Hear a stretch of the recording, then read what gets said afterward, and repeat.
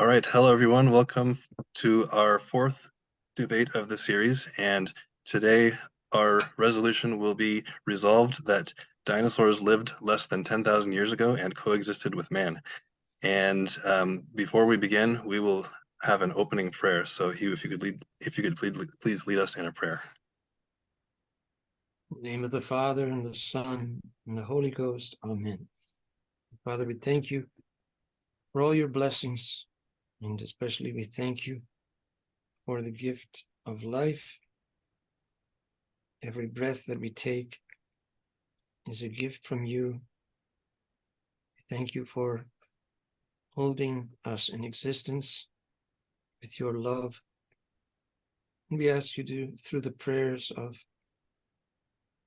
the Immaculate Heart of Mary, whom you gave to us to be our mother as you were dying on the cross, that you would pour out the Holy Spirit upon us so that we could know and embrace the truth. We ask this not only for ourselves, but for anyone who should watch or listen to this discussion. We ask this in the name of Jesus, in the name of the Father, and of the Son, of the Holy Ghost. Amen. All right, thank you. So we will begin with an introduction from Ademar Rakowsky. You can have So about this isn't my opening statement, it's just like about me. Yeah, so you can just tell us a little bit about your background, and you can try to shoot for about 3 minutes, but it's not very strict. Just a few minutes to tell us about yourself. Okay, well, actually, I'm 60 years old. I'm a Philly boy. I'm the kid of World War II refugees from Ukraine. I grew up with basically two cultures, two languages, and you have a choice either of being compartmentalizing it, kind of schizophrenic, or you try to integrate it. I tried integrating it, making it conform to the gospel. And what that basically taught me is to think outside the box a lot, to question narratives, no matter what the authority is that says it, question it, and see if you can bolster it with data, and to engage the data set that you have. And then, of course, if more data comes in, you modify your view or your explanation or whatever your paradigm of what you're doing. So I grew up Ukrainian Byzantine Catholic. I later on became Roman traditional Latin, because I saw that the contemplative silence that you have in the Roman Rite is just so much more conducive to my spiritual personality. I just couldn't stay in the Byzantine Rite because it's so busy. It's gorgeous, but it's very busy. And finally, one other point I was going to make was that yeah, for me, the big thing is to integrate. And finally, science-wise, I used to be a firm evolutionist, and I realized that when I saw a railroad bridge, 100-year-old railroad bridge in my neighborhood, East Oak Lane section of Philadelphia, PA, Charlton Avenue and 10th Street, had like a 4-inch stalactite growing out of the cracked concrete, I realized like, there's something wrong with evolution, I should say, because the supposed long stalagmite and stalactite, the speleothem development that you would have in the cavern supposedly takes thousands of years, and here this thing happened under 100. So there's something. I started questioning the theory, and it wasn't until I embraced the hydroplate theory of Walt Brown as the best paradigm that I've seen so far. That's when it actually put everything together for me. So, and that's it. That's me. Oh, and one final thing. I'm a Philly boy. I tend to be loud and blunt, and also we Ukrainians are that way culturally as well. So if I come across as too forceful or whatever, I kind of apologize in advance, or please excuse me. It's just culturally how I am. I have a double whammy of that in my personality. All right, I'm done. All right, great, thank you. All right, and Brenden, if you could also give us a brief introduction and tell us a few things about you. Yeah, to start, I'm using a new microphone. Is everybody able to hear me well? Does it sound better, Dan, than the previous? It sounds about the same as previous. So well, that's unfortunate. Yeah. I'll keep working with it then, see if I can improve my audio quality. So my name is Brenden. Grew up in the Dallas-Fort Worth area. Grew up evangelical fundamentalist, Protestant. left that when I was first second year of college, just because I didn't question the paradigm of Christianity, but I found that Protestantism was not the best expression of Christianity. So never really questioned the paradigm. Spent a few years really as a non-practicing Christian. Went to college. Ended up. I realized that I don't think in any of my introductions I've given my academic credentials, but I ended up getting a bachelor's degree in English literature with a minor in religion studies and a certificate in medieval and Renaissance studies. I focus on medieval and Renaissance literature, as well as a bachelor's degree in history with a focus really on Roman history, although broadly classical history. A minor in Latin, and then a certificate in Jewish and Israel studies because I was mostly interested in first century Judea and the overlap between it and the Roman Empire. Went on, graduated college, became a teacher. I actually ended up converting to Catholicism right after graduating college because through some conversations with some faithful Catholics, ended up realizing that really I firmly believe that Catholicism is the most true form of Christianity. Spent a few years as a Catholic, had a few life events happen that ended up leaving me with more free time, as well as a need to study logic. As I started studying logic more deeply, I had been teaching it for 3 years, but this was kind of a bigger deep dive. I realized some of my paradigms were logical fallacies and just like tugging at a string on a sweater. The more questions I started asking of the Bible, the more everything just fell apart. So I would consider myself at this point to be an atheist. I am still trying to engage in as many dialogues as I can, although I would say for the most part, I've left the questioning stage of that and feel I can defend my decision to leave Christianity pretty strongly. But yeah, that's pretty much everything you need to know about me. All right, great. Thank you for those introductions. So next, before we begin the debate, there are a few things regarding the last debate that we're going to discuss. Hugh, are you still there?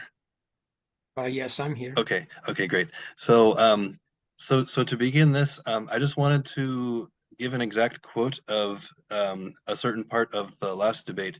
And I went back to the recording and I typed word for word a few paragraphs of the last debate. So I'd like to just read that word for word, and then there were some parts of this that that Brenden would like to make some comments on, and then Hugh, you will have a chance to respond as well. So so here's where I begin quoting. So Hugh stated, this is yet another example of where, contrary to what Brenden has said, St. Jerome's translation proves its superiority, because St. Jerome, being a master of biblical Hebrew, understood that Hebrew does not have the tenses of Latin and Greek, and therefore the correct tense has to be supplied from the context. And so when you read the Latin Vulgate, you don't find any contradictions such as Brenden has asserted between Genesis 1 and Genesis 2, because in the Vulgate, which is St. Jerome's faithful translation of the Hebrew text, he says God, having created the animals, brings them to Adam. And I would also like the audience also to take note of another very important point. Brenden has asserted that St. Jerome's version of the scriptures was not as good as the version that modern scholars have. Please, my brothers and sisters in the audience, how could Brenden possibly know that to be true? St. Jerome lived in the 4th and 5th centuries, and Brenden is asserting, as if it were a self-evident proposition, that the manuscripts that scholars have today, 3/4 of the history of Christianity later, more than that, are somehow superior. How could he possibly know that? And how does it even make sense when it simply goes against common sense to believe that St. Jerome would have been satisfied with anything less than the most accurate scriptures? Because we understand that Brenden does not understand the scriptures to be the inspired word of God. St. Jerome dedicated his life, would have shed his last drop of blood for the truth of every word in scripture. So it makes no sense to think that he sought out and obtained anything less than the most accurate scriptures available to him in the Hebrew language. And then Brenden responded, Hugh, that was fairly dishonest, and I would like to address that real quick. Number one, I never claimed that I know this as if it's something that I came up with because I'm just so smart. What I'm saying is that the scholarly community has written on this. If you look into the history of the writing of the Vulgate, the way that it was written, even Jerome knew he was rushed through parts of it, and he knew that his translation was not the most accurate, but he had been tasked to get it done, and he got it done. It's not that I know, and I'm standing in the face of common sense and reason. It's that it's well attested, Jerome himself believed it, and scholarship asserts it.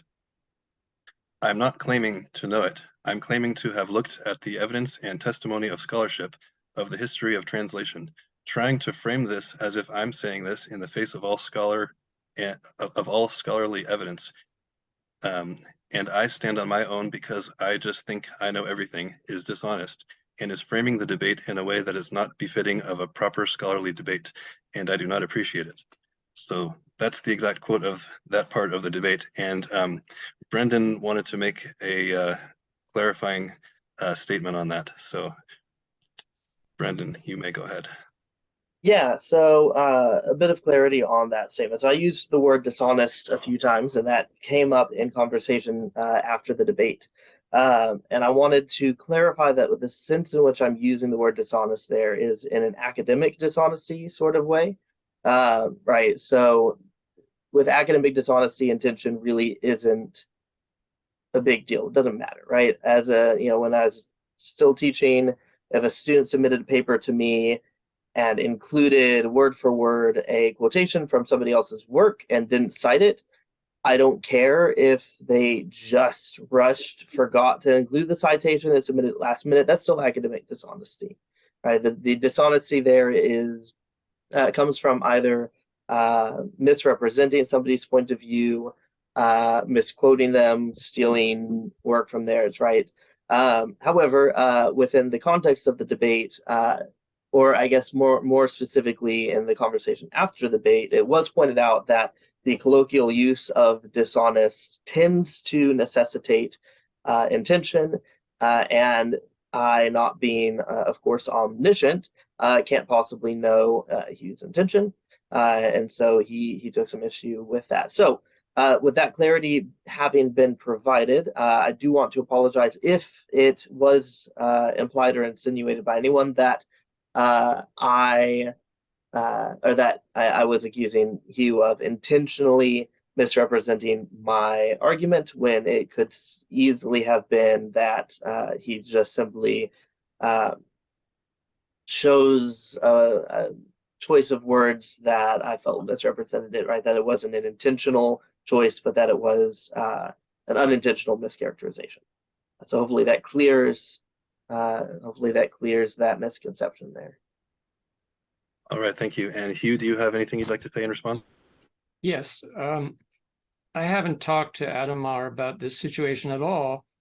And as you can see, as a devout Catholic, he would rather take a bullet in the head than tell any untruth. So I'd just like to ask him his opinion in all honesty. You heard the transcript. Do you think that I was dishonest in what I said? I would say not. Yeah, did that come through? I'm getting Yes, an it echo did. here. Yes, Yeah, we can hear heard you. that. Okay, so it's just me then. Wait, I have to lower the volume, I think, because that's how's that? You can still hear, you all can still hear We can me? hear you just fine. Okay, great. No, that didn't sound like like you're being dishonest. No. So that's just my take on it. What I did notice on Brendan's part is that they're like, you seem to be, how could I put it? Because I'm a teacher myself of many decades. Yeah, it's almost like you're a bit touchy about that. It's like, okay, I mean, you made an assertion, fine. We're having a discussion. We're going to be disagreeing. Just cool. So that's the attitude I would have taken, if somebody disagreed with me, because ultimately it's not about me. Anything I say tonight actually is not about me. It's going to be about the sources that I have. You can look them up on your own. You do your own homework, that kind of stuff. And we only have a brief amount of time, so it's not like I can do a doctoral dissertation here about any topic. It's going to be really brief.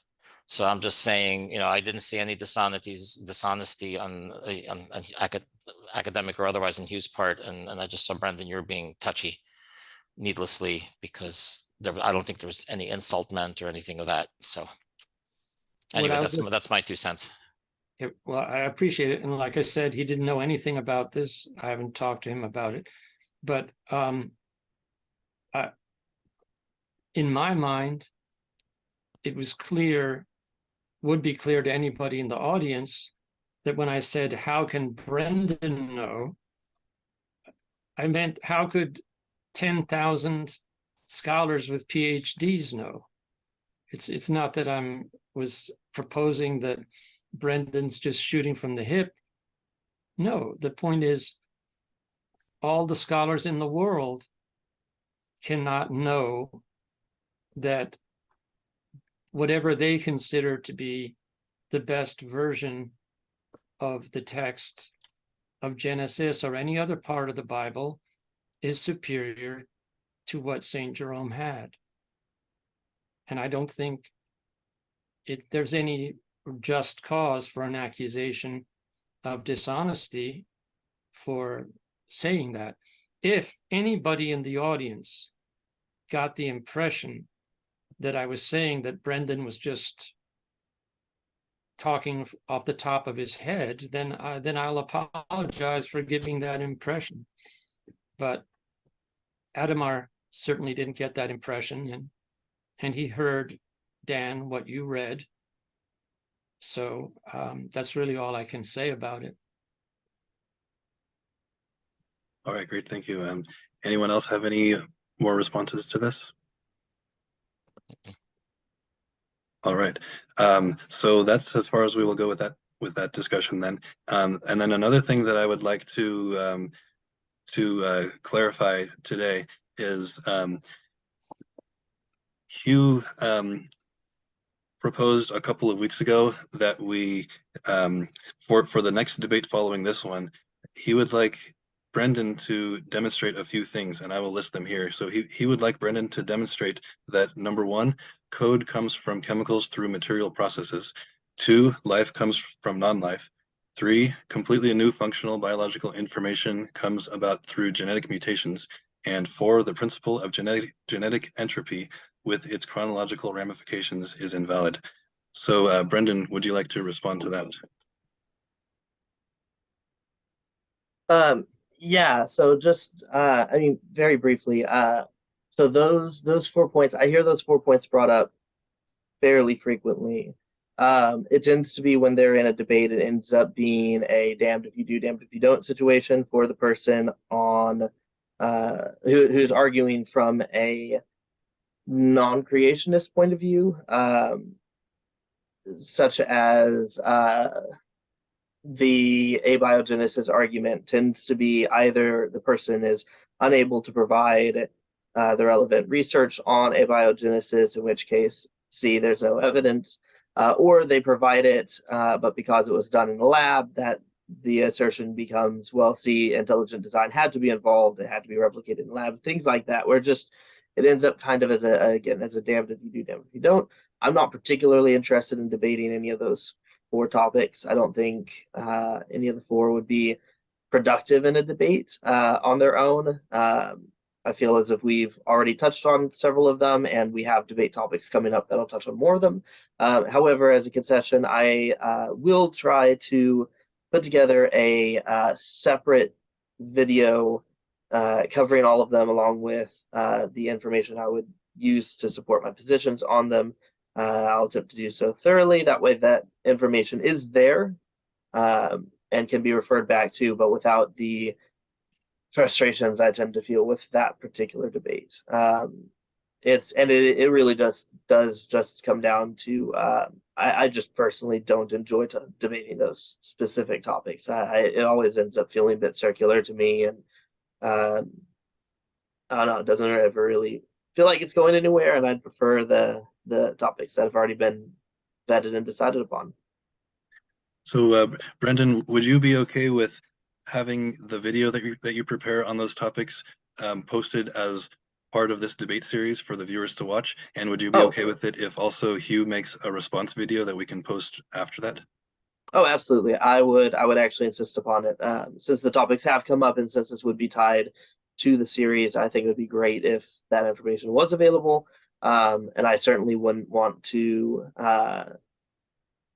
have that end up just being me providing my perspective with a no counter. So I'm more than happy to have both of those. And I feel like that's actually going to be more productive overall at getting the information across than a debate would. Okay, and how long do you envision your video being? With my tendency towards prolixity, I have no idea. I will attempt to be as brief as I can while covering all the points, but you will know when I've finished it.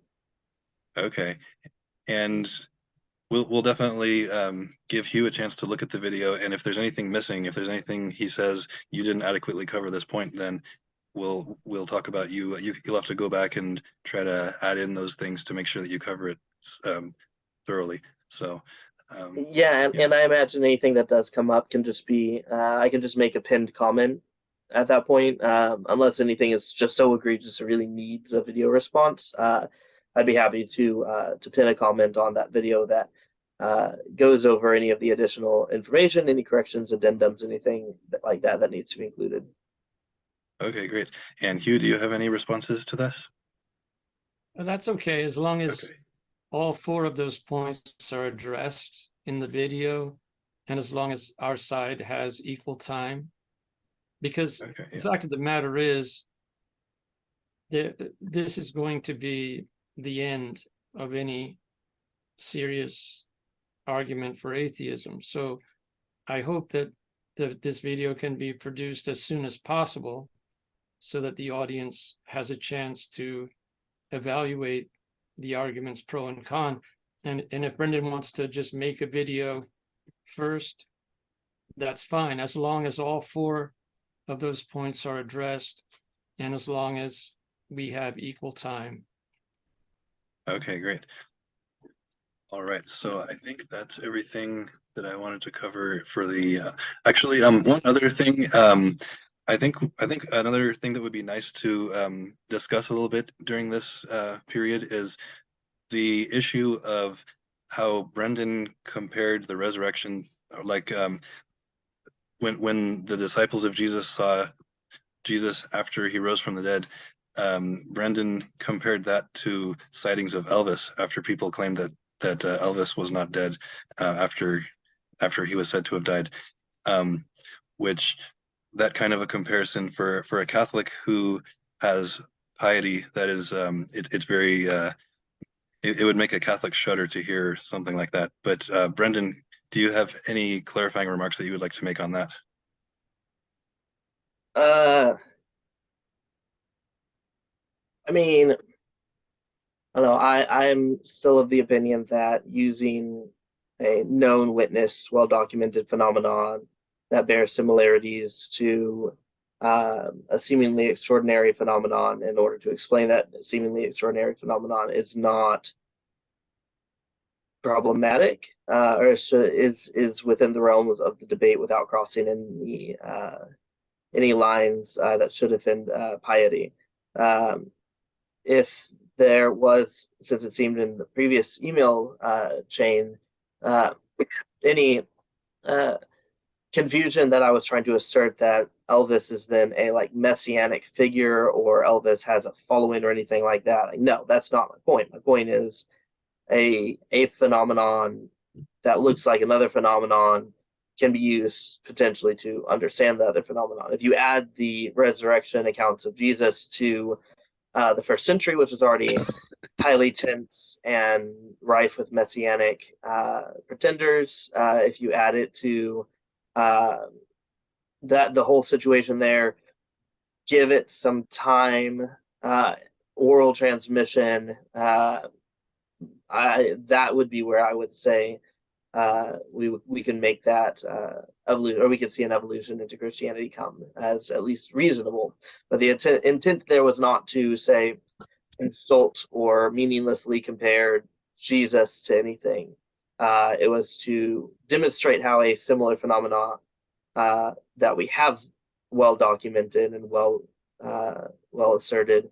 I can explain one that is less well documented and well asserted, but bears many similarities. All right, thank you for that clarification. And mainly, I just wanted to give Brenden the chance to make that statement. But Hugh, do you have anything you'd like to say before we move on from this?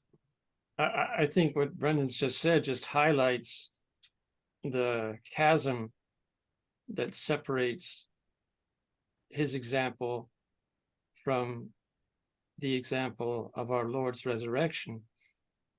We have very solid documentation. Half of the New Testament is written by a person who met Jesus after he resurrected and whose life was totally changed, and who in turn changed the world because he communicated the truth and the power and the holiness of our Lord Jesus Christ through a large part of the world.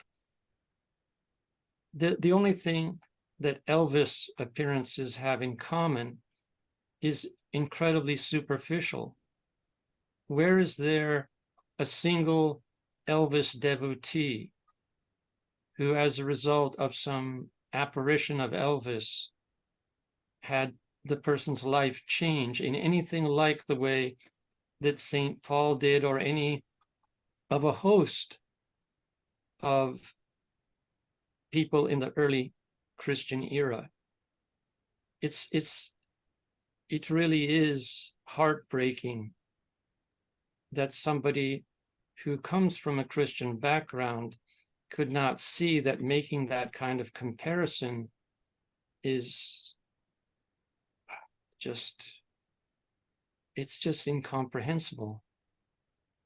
I mean, unless you could give an example of somebody who had an alleged apparition of Elvis and did totally change his or her life and spent the rest of his or her life, spreading the influence of Elvis, and then giving up his or her life for the doctrine of Elvis or the cult of Elvis.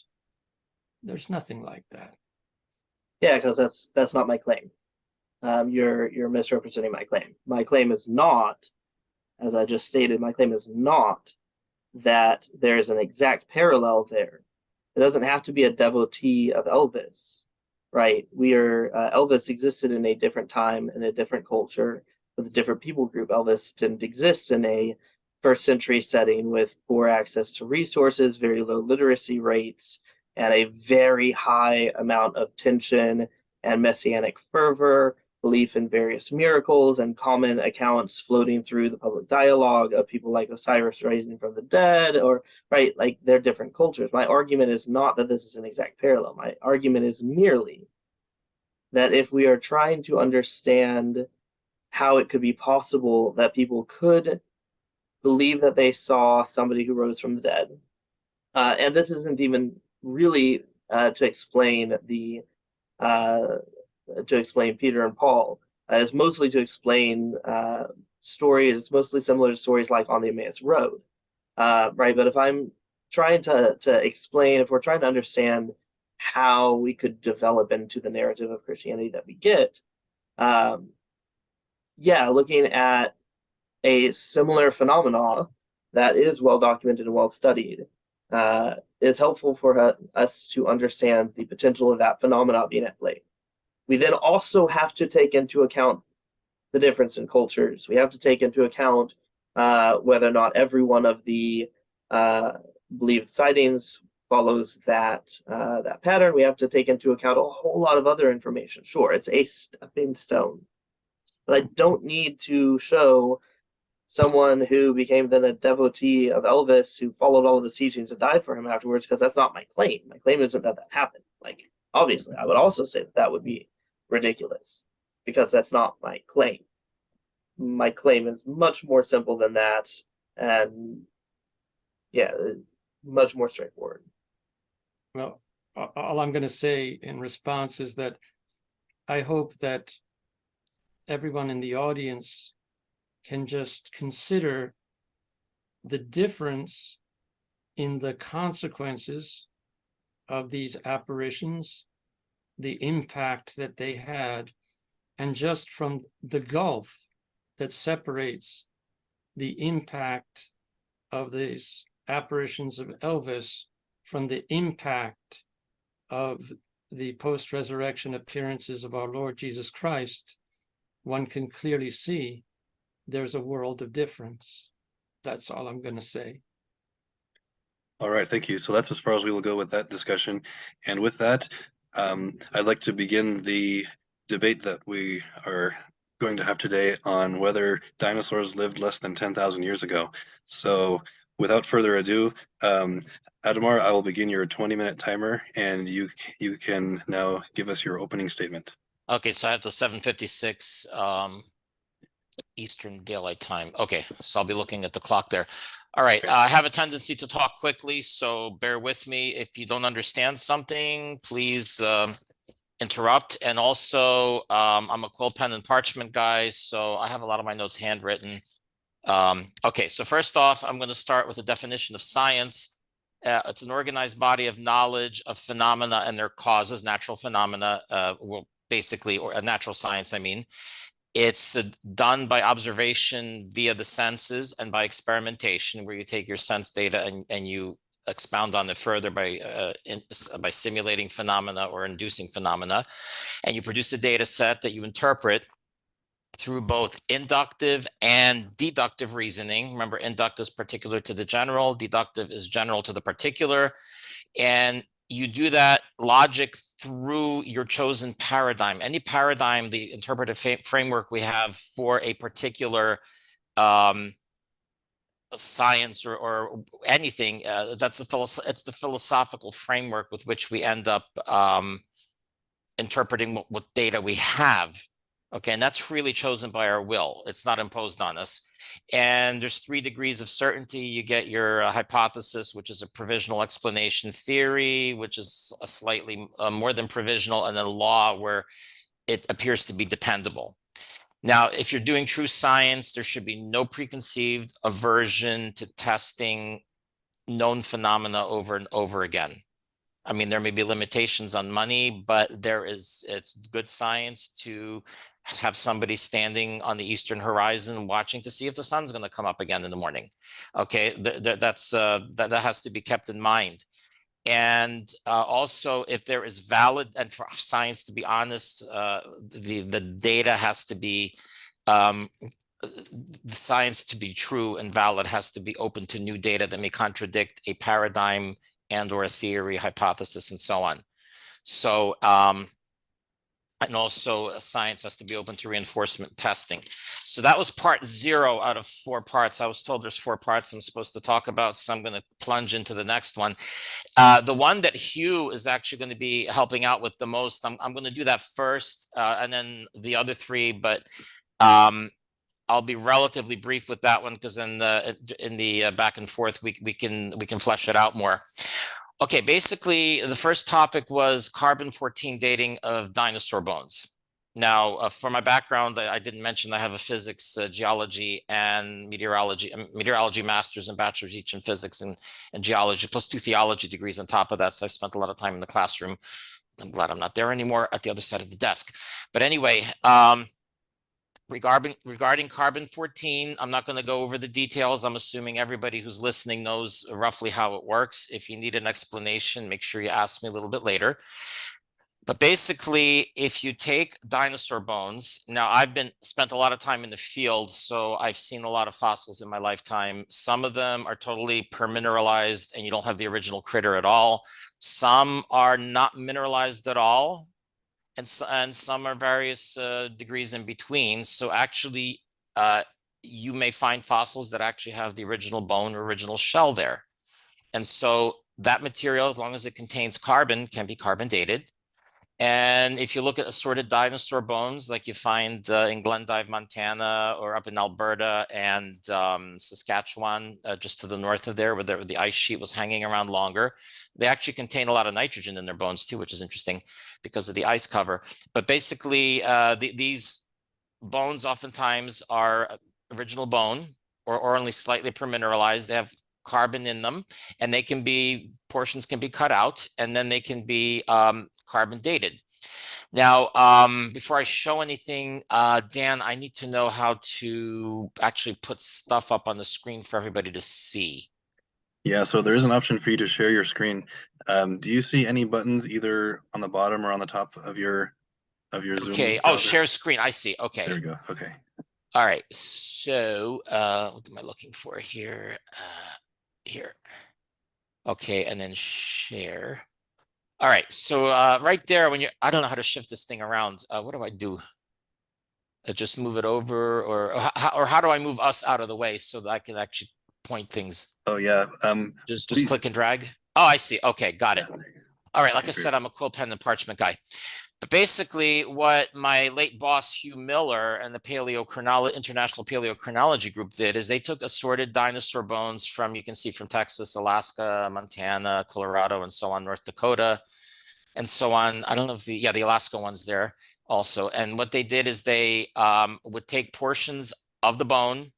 They would send it to labs that did a very detailed decontamination. And something to keep in mind when people poo-poo carbon-14 dating is that these labs are meticulous in the cleaning of the contaminants, because otherwise you can't do archaeology, you can't do anything really with carbon-14 unless you have an accurate presentation of the sample. And you basically have, you can either do the scintillation method, which is counting the number of carbon-14s going off and shooting out their beta particles from a given proportion, or you can do the accelerator mass spectrometer, which actually vaporizes the sample and then uses a magnetic, I think, and maybe an electrical field also to ionize the gas. And each isotope, not just each element, but each isotope actually registers in a different trajectory, and you can actually count the individual atoms and come up with a much more accurate amount of the carbon-14 that's there. Now I have so I inherited basically Hugh Miller's library of materials, and again, I'm just going to show this on camera because I'm going to have to, if I can photograph this on request and send it. But this is a sample that they got. This was from a Triceratops from Glendive, Montana, 2004. It was analyzed in 2008 by the University of Georgia. And they give, what they did is I'll just read the amount of, I'm keeping an eye on the clock here too.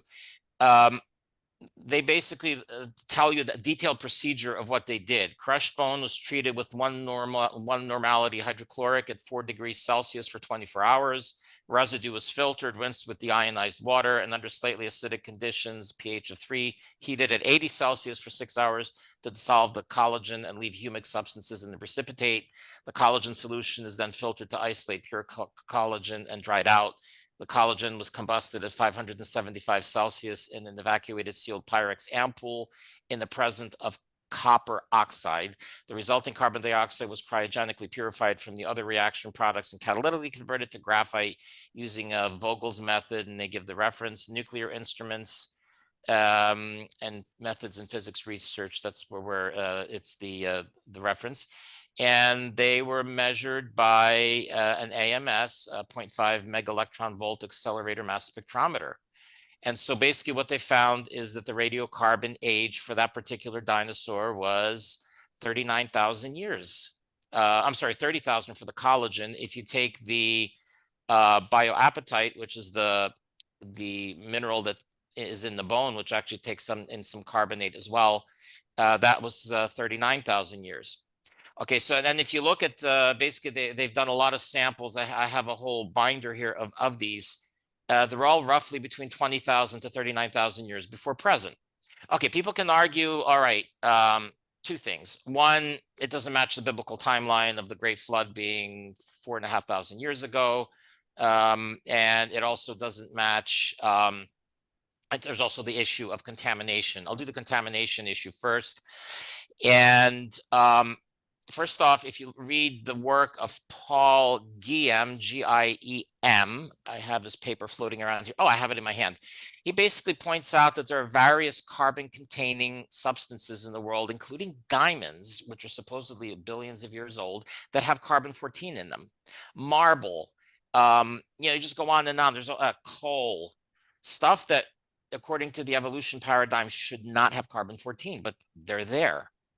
Now, something like diamond, which me being a geology person, is an extremely tight crystalline structure. It's isometric in symmetry. It's cubic, and it's also it's got some more symmetry there. I forget the exact details. It's been a while since I did crystallography, but anyway, to get any carbon-14 into the lattice is almost impossible. So if you have carbon-14 in the vaporized diamond, that's something to sit up and take notice of.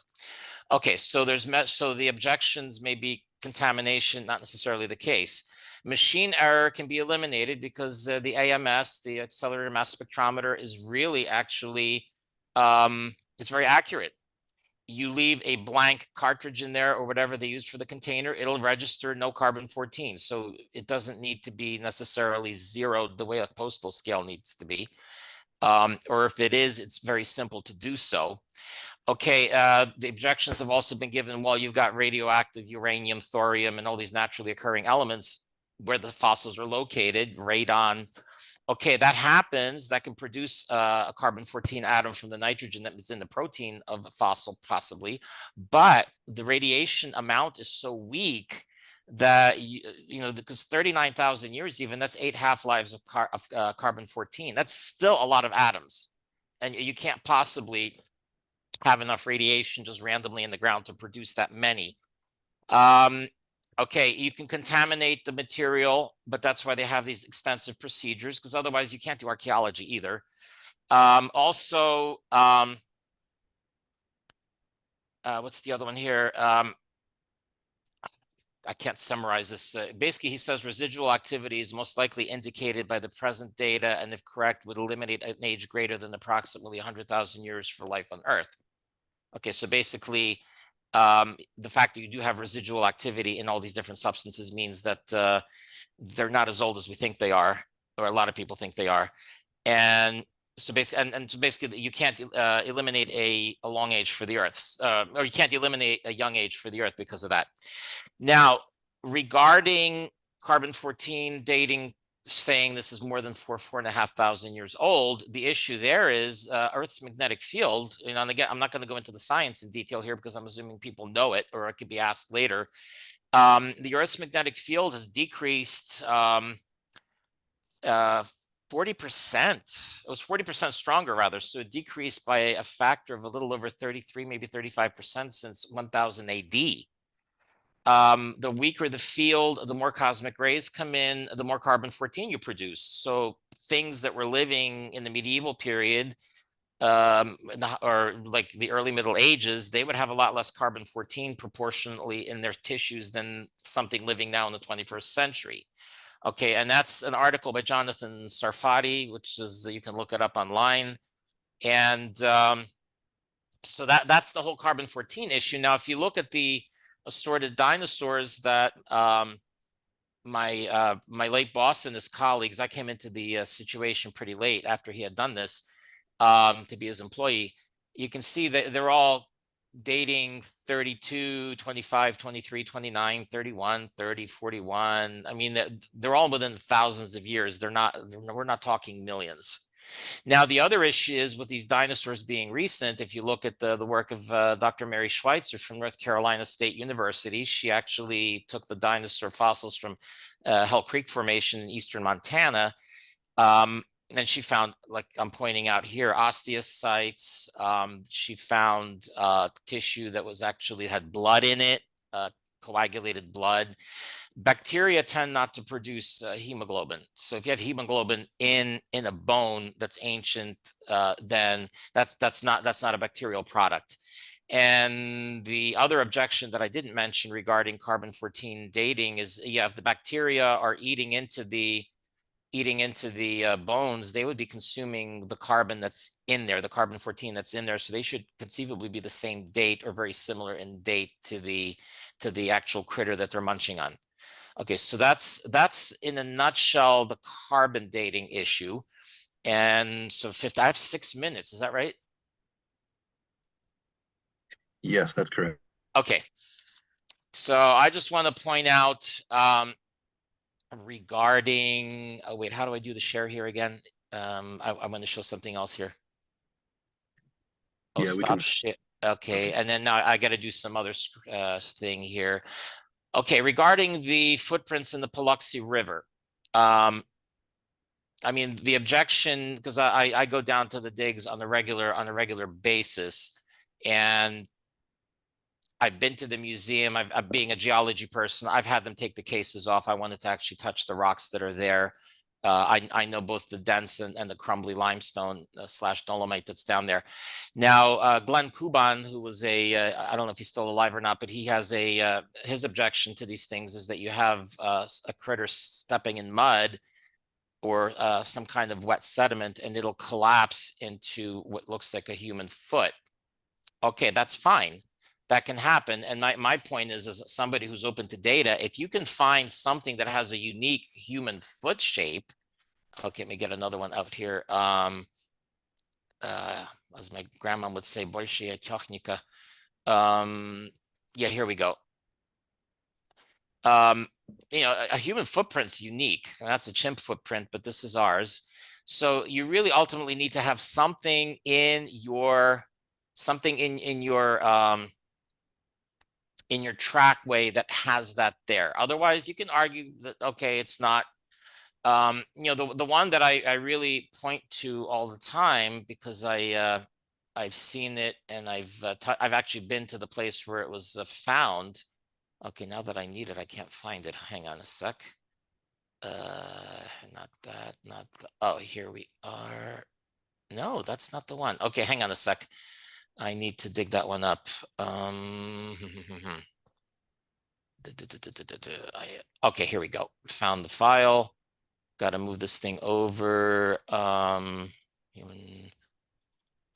mean, the big one is oh, where did I put it now? Oh my goodness, the Alva's Delk print. That's the one that has the dinosaur. Oh, here we go. Found it. Okay, now I have to stop share, and then I gotta. Where is it? I didn't get it on there. Hang on. Sorry about that. I'm not a tech savvy guy here. Oh, I got to open it up first. Oh, okay, now we're cooking with gas. Okay, hang on. Now I got to do back to the Zoom. Hang on there. Okay, then share screen. And where is it? I can't find it. No, it's not on there. Oh wait, let me scroll down a bit. It may be down there. Oh, here we go. I mean, this print here, where you see an Acrocanthosaurus footprint with a human footprint that it stepped into. I've looked at the rock in detail. I've put my fingers in it. I have samples of this rock at home in my garage, and I have the denser stuff. This isn't a fake. And then when you look at the spiral CT scans, which I'll produce later upon request, because I have that in file here, I don't want to waste time looking for it right now. You see a density difference underneath each of these prints, so it could not have been carved out. Okay, so I would say the footprints of dinosaurs and humans are for real, and that's another point of evidence. Now, how much time do I have? I have 2 minutes. You know what? I was going to show dinosaurs today and representations of dinosaurs from a little bit earlier in history. If I may, I'd like to take one of my 5-minute points and do one for each of those, because I'm not going to get it done. It'll just be, I got the most important points in regarding the carbon-14 dating and the footprints. So if that's okay, moderator, I will gladly do short presentations of each of those other 2 topics. So Sure. Yeah, that sounds fine. And so since you have an extra 2 minutes during one of your 5-minute sessions, you can have an extra 2 minutes to do okay. that. That'll be fine. Yeah. Sounds fair. Okay, so I'm stopping right now and ceding the floor to the next person. Okay, so next we will have a 5-minute cross-examination period. So Brenden will just ask you a few short questions to clarify things before we begin his opening statement. Okay. I actually don't have any questions. If you would prefer to use that 5 minutes to continue, I have no problems with that.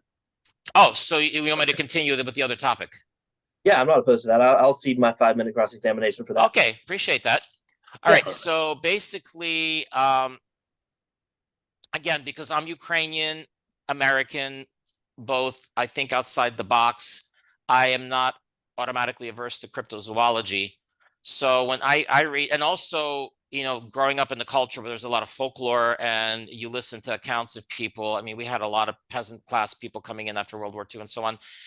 When people say they see something, there's usually something behind that. You know, when you have smoke, you have fire.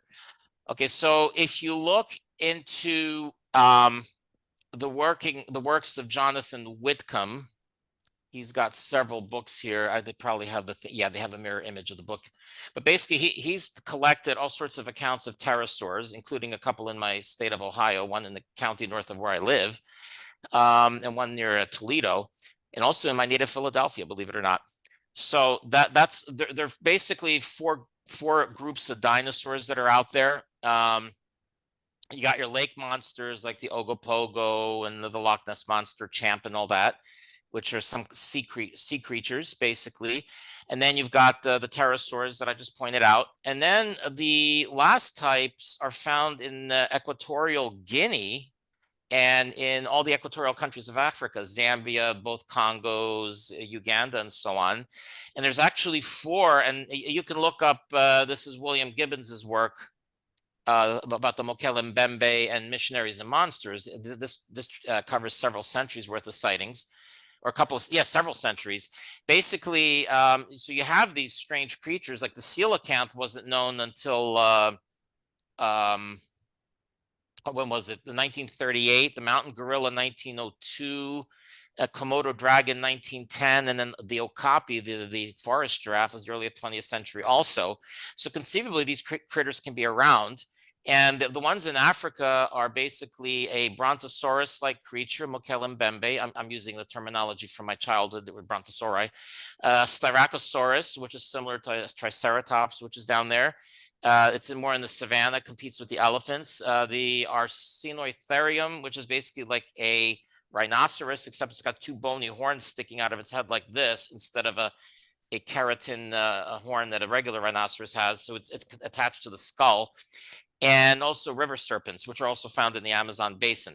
So that basically, there is stuff there. And I would say, since I'm very much into science, organize expeditions, look for them. You know, it's not like you have some Doctor Who type detector in space detecting these critters. I mean, it's nice in science fiction, but it doesn't work in real life. You actually have to go in there. We don't have any equipment to particularly identify creatures. You have to rely on people's testimony. All right, done with that topic. I can talk a lot more, but I think my 5 minutes are up, so I'm going to stop right now. All right, great.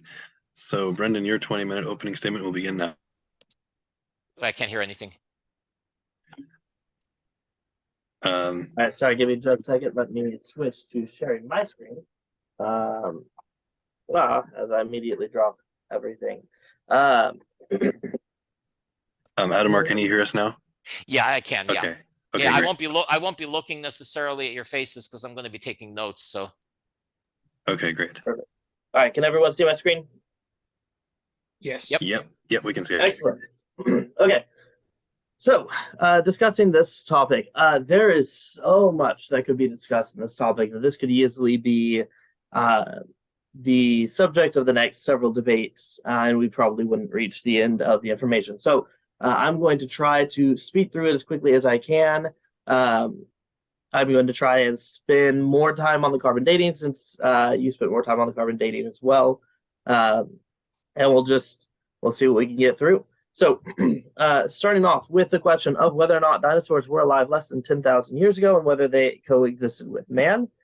Right, so there are chiefly a few different pieces of evidence for this that are used, right? You have artwork, you have footprints, you have carbon-14.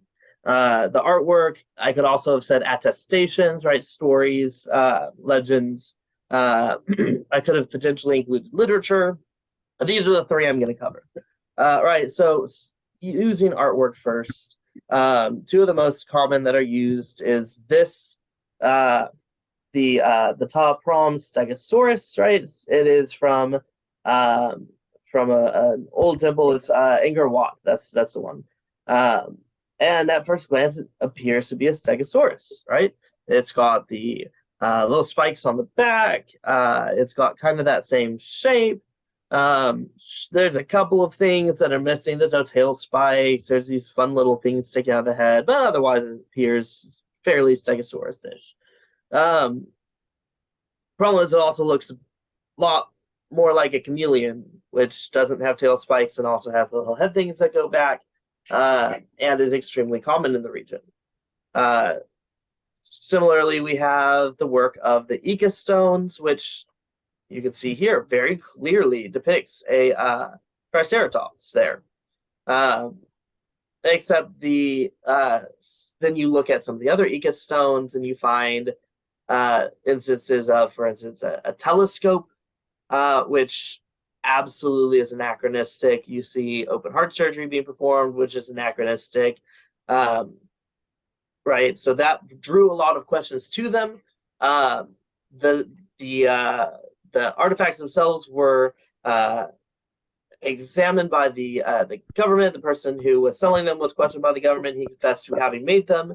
He demonstrated how they made them. They learned that they could be made actually relatively quickly, within potentially even 15 minutes for some of the less detailed ones. To this date, none of them have been thoroughly vetted by the rest of the archaeological community, because the person who was selling them confessed to having made them and then showed how he made them. The footprints, kind of a similar story. And I use those two examples, by the way, to demonstrate first an example of something that looks like a dinosaur, but is more easily explained by something natural in the area. And the other one, which looks like a dinosaur, but is explained by just being a hoax. The footprints for the Biloxi River are kind of an interesting one, because especially depending on which account you're reading, which pictures you're looking at, it's a bit of both. Right, where it seems like there are some human footprints alongside dinosaur footprints. I don't have a specific answer for the specific picture you showed. That's I didn't have time to dedicate a lot to this specific part of the topic. However, I know that this topic has been addressed. The vague-looking human footprints, the ones without the toes that are the most common pictures, we have examples of those. It's a Crocanthosaurus, I believe. Acrocanthosaurus. Thank you. Yes. Problems with growing up, reading a lot of books and not talking to a lot of people. Right, where the way that they would step put a lot of weight on the heel, which caused the toes to occasionally erode, and we actually have footprints that are semi-human looking, but also have the rest of the toes in the same region, demonstrating that yes, we know that these are not actually human footprints. We do also have witness accounts of a young Earth creationist rearranging some of the dirt specifically to try and make it look like a human footprint, taking pictures and publishing those. Again, I don't know the specific story to the footprint that was shown. I can go find that and provide those resources in the description. This is not the main focus. But what I do want to demonstrate is kind of this principle that is extremely prevalent within archaeology, paleontology, especially archaeology. Right, there's this tendency to say, hey, something looks like this, therefore it must be this. A lot of conspiracy theories about the Egyptians having electricity, about the ancient peoples having airplanes, alien visits, all of that sort of thing comes from examples of, hey, this thing looks like this, therefore it must be this, even though there are very often better explanations. Now, on to the carbon-14 dating specifically, and I'm going to do my best to be thorough, but I don't have nearly enough time to be as thorough as I would like to, right? So I'm going to specifically be addressing Hugh Miller's work. Mark Armitage, I will address very, very briefly at the end, but I'm specifically going to be spending time on Hugh Miller's work because it was Hugh Miller's work that was sent to me by Hugh Owen in preparation for this debate, right? So these are all the dinosaurs that were found and tested by Hugh Miller. At least I believe so in all my research. I didn't find a couple of the ones that I saw, Ademar, on your list. It's actually the same list, I believe, because it's in the same paper. Interesting. Well, then this is the list of the dinosaurs. All the ones that he found. These are the lab method fractions. Or at least the first glance. I mean, there may be one or two that's missing, but yeah. And Yeah, I have the reports actually for everything that's in that. I'm looking at the numbers and everything because I was sorting this out about a year ago. And yeah, a lot of that stuff I have like in my folder right in front of me here. Perfect. Excellent. Yeah, so these are the dinosaurs that were taken and tested with the method that was used and the years that were gone. So why do I not accept the dates of Miller's dinosaurs? Well, there are a list of problems, and I will get into the individual problems with each of those here in a second, but just going over the general problems. First of all, virtually all the dinosaurs were identified by amateurs and not professionals. That is extremely important because very often you're not finding whole skeletons. You're finding individual bones. You're finding a collection of bones. And when you are when most of the dinosaurs being identified and then labeled as one or the other are done by amateurs, it is much easier for something to be missed. The fossils themselves, the bones were covered with plaster without being covered with paper first. This allows for any contaminants that are in the plaster. And plaster by itself doesn't have any carbon in it, but most plaster mixes are not just pure plaster. And since none of the papers indicate to us what kind of plaster was used, we have no idea what kind of contaminants could have been in the plaster. But the plaster is then placed on the bones themselves, which allows for any carbon that could be in the plaster to leak into the bones. And then to make that worse, the bones, when the samples are collected, the plaster is sawn through. On at least 2 of the occasions, the plaster is sawn through, and then the bone is sawn through. The plaster is not removed first, which then further contaminates the samples by the introduction of now the powdered plaster into the rest of the sample, which makes it then indistinguishable as it is just a bunch of the powder altogether. Also, only C14 dating is used, right? So best practices, if you do not know the date of something, you use 3 various tests of radiometric dating that overlap in the same basic time frame. You use those 3 tests because if one of the tests has contamination or there are issues with it, you can tell by the other 2 tests being accurate that are overlapping, matching each other, that okay, one of these tests was problematic, but we are about in the right range. If all 3 tests come out completely wildly different, then you know that you're not using the right tests for the right time period and you need to adjust the tests you're taking. We did not have 3 tests done. We had just carbon testing done, just carbon dating, right? So if there was overlap in the other 2 tests, we wouldn't know it. And if there was contamination in the C14, this makes it more difficult to identify. Isotope exchange is not accounted for or mentioned generally. Another sample was done. This is listed in the proceedings of the Conference of Creationism, Volume 2 in 1990. Another sample is done on a mammoth bone that dated to Germany only 3,000 years ago. We know that there were mammoths in Germany 3,000 years ago. That is so within recorded history in a very highly populated area. Caesar's legions could have seen the mammoths while marching through on their way to massacre the Celts, and yet we have nothing from the massive amounts of people in that time period. We know there were no mammoths 3,000 years ago in Germany. So this is just an example of such sampling producing contaminated or erroneous results. In fact, one of Miller's samples actually dated to the 1900s. It's not in this specific list because it never makes it onto the list of the useful ones because they give us the tens of thousands of years list. It is Instead, here you can see it through the University of Georgia, the radiocarbon analysis report from November 29th, 2011. If you give me a second, I'll look in my folder right now. So I have it right here. If it's here. Excellent. Yeah, hang on a sec. I don't want to mute myself by accident. Okay, November 29th, 2011. Okay. Yeah, they have, let me see, 1, 2, 3. Yeah, they actually 1, 2, 3, 4, 5 different items there. Bioappetite was 38,000, organics were 22.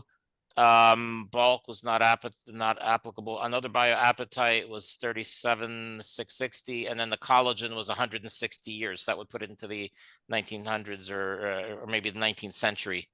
So yeah, that's actually out of the 5 things that are on there. Yeah, I have it there. I'll just show you. So all you have to do, just if you could shoot me an email or something, I can photograph it for you and email it to you so you can see it. I appreciate it. I actually have it downloaded. All of them were uploaded. All of these lab Oh, they reports were? Okay. Yep. Oh, okay. I didn't realize that.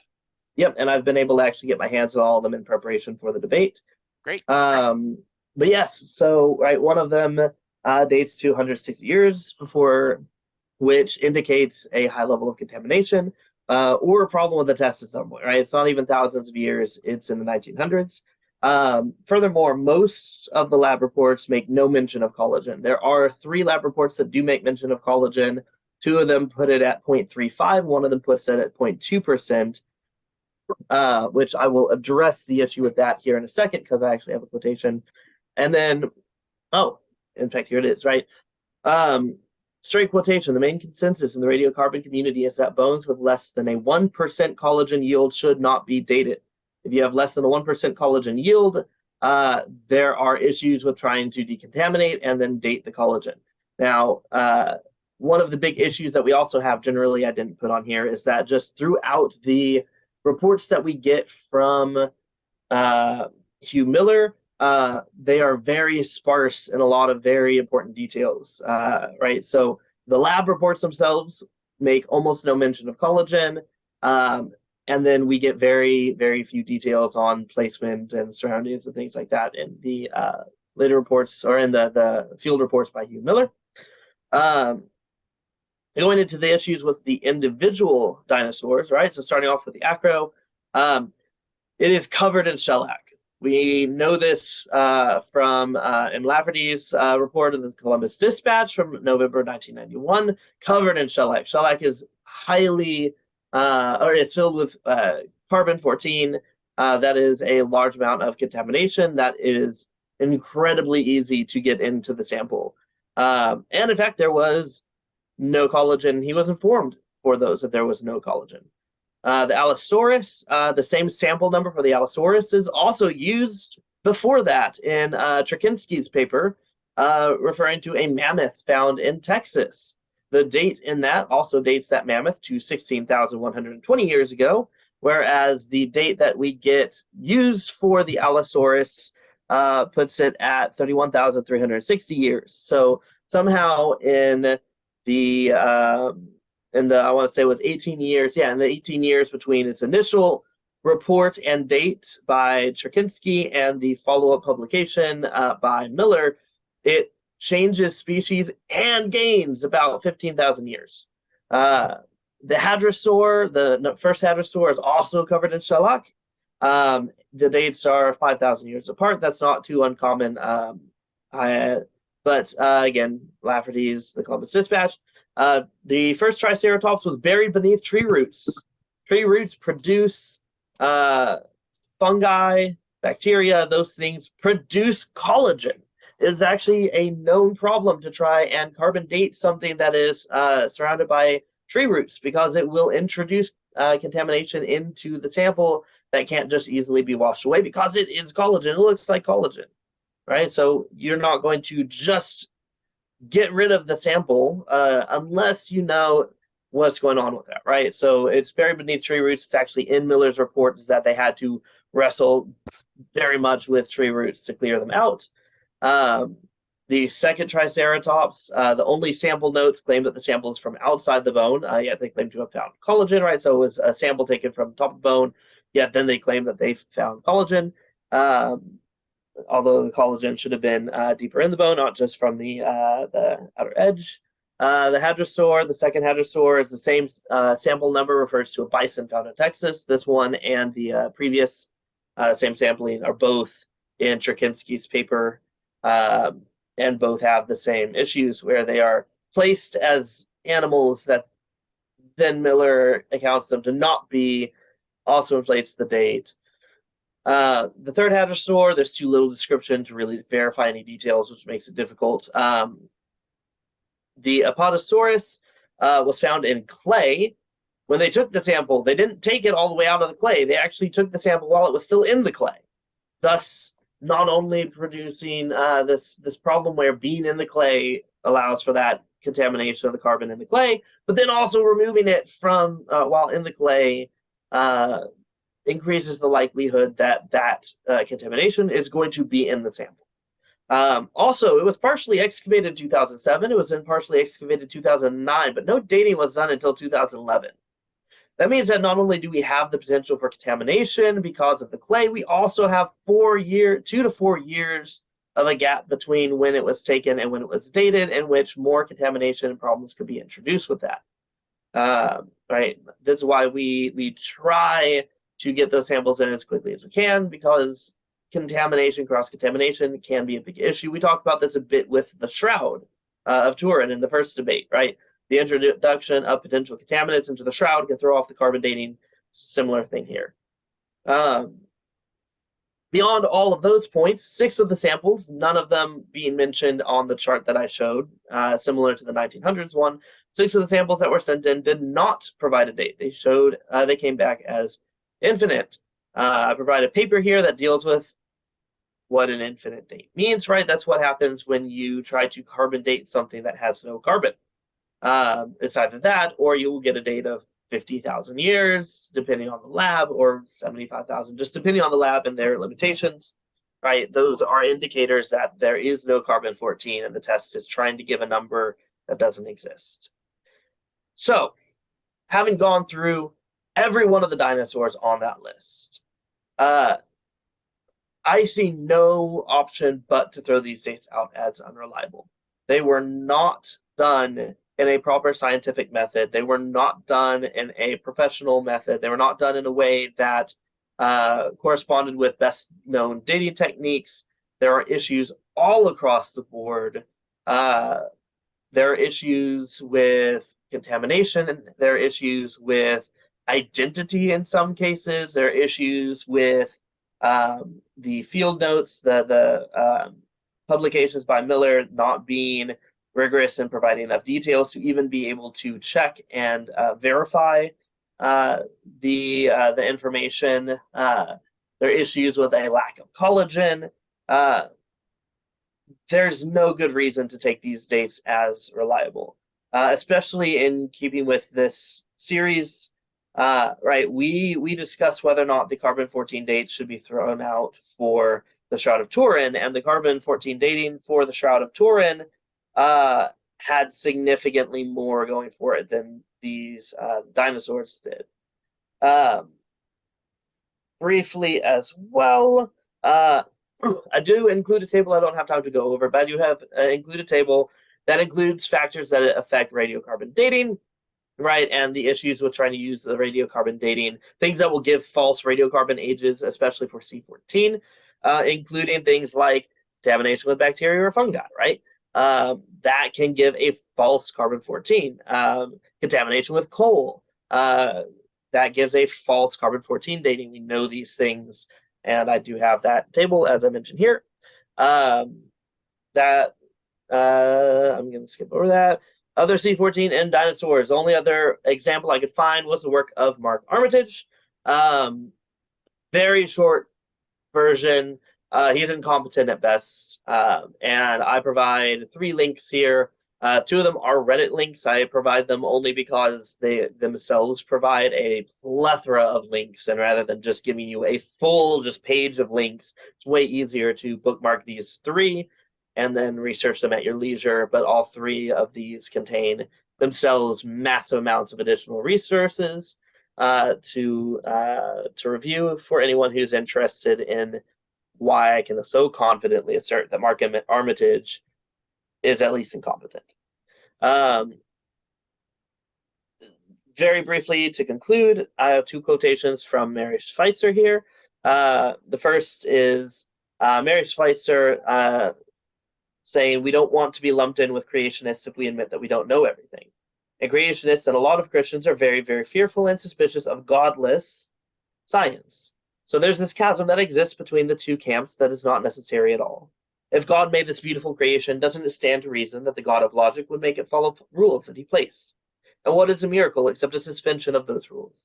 How else would we recognize it if we didn't have rules to begin with? To me, it's all part and parcel of the same thing. I think the more I learn about biology and evolution, the bigger God gets." And then the final quote that I have here is about Mary Schweitzer, just discussing that she is horrified at the Christians accusing her of hiding the true meaning of her data, using Mary Schweitzer using her work to try and support the idea of young Earth creationists or traditional Earth creationism, traditional age creationism, is a misuse of Mary Schweitzer's work that she herself has commented on, has expressed distaste for, has done much work to counteract and contradict, and that she wants us to stop doing. That is the conclusion. Hopefully I was able to cover everything in enough details, and I'm now ready for the rebuttals. All right, so for now that the opening statements are done, we have two options. We can proceed with the original plan of having 3 sets of 5-minute rebuttals, or if you both prefer, we could just have an open discussion, and I'll just keep track of everybody's time on a two-way timer, and I'll just let you know if you've been talking a lot more than the other person. So which one do you prefer? I personally would prefer just having a discussion. Okay. And because that way we can immediately address issues that we have and not just you spout off for 5 minutes and then you have to scribble notes and then remember what you wanted to ask, that kind of stuff. Okay, yeah. And that sound okay with you too, Brenden? Yeah, I agree with the logic on that. Okay, sounds good. All right, so we can begin that discussion starting now. Okay, first off, since I'm assuming it's my turn since you just finished. If you could email me where the fellow with the eco stones actually admitted to them all being fakes, and also, if you could send me the provenance of them, like where were they allegedly found and so on, sure. and again, like I like accumulating data sets. I want to see the evidence, Yeah, absolutely. Secondly, I'm thinking regarding the collagen, I would wonder, even if there's a very tiny amount under 1%, the AMS would be able to take care of it. The accelerator mass spectrometer. I mean, it does things like 100 milligrams or less. You should be able to come up with something. Thirdly, regarding Hugh Miller in general, he told me, I only worked for him. I joined in with him right during the COVID stuff in 2020. He died at January 31st, 2021. I got to know him pretty well because I was at his house a lot. I was working in his home, doing mailings for him all over the world. But he took me down to the Paluxy River before he died. He told me point blank, he's an amateur. And what I would say, whatever issues there are with the dinosaurs that he dated, I would say, if you're going to do real science, go dig up some more and date them properly then.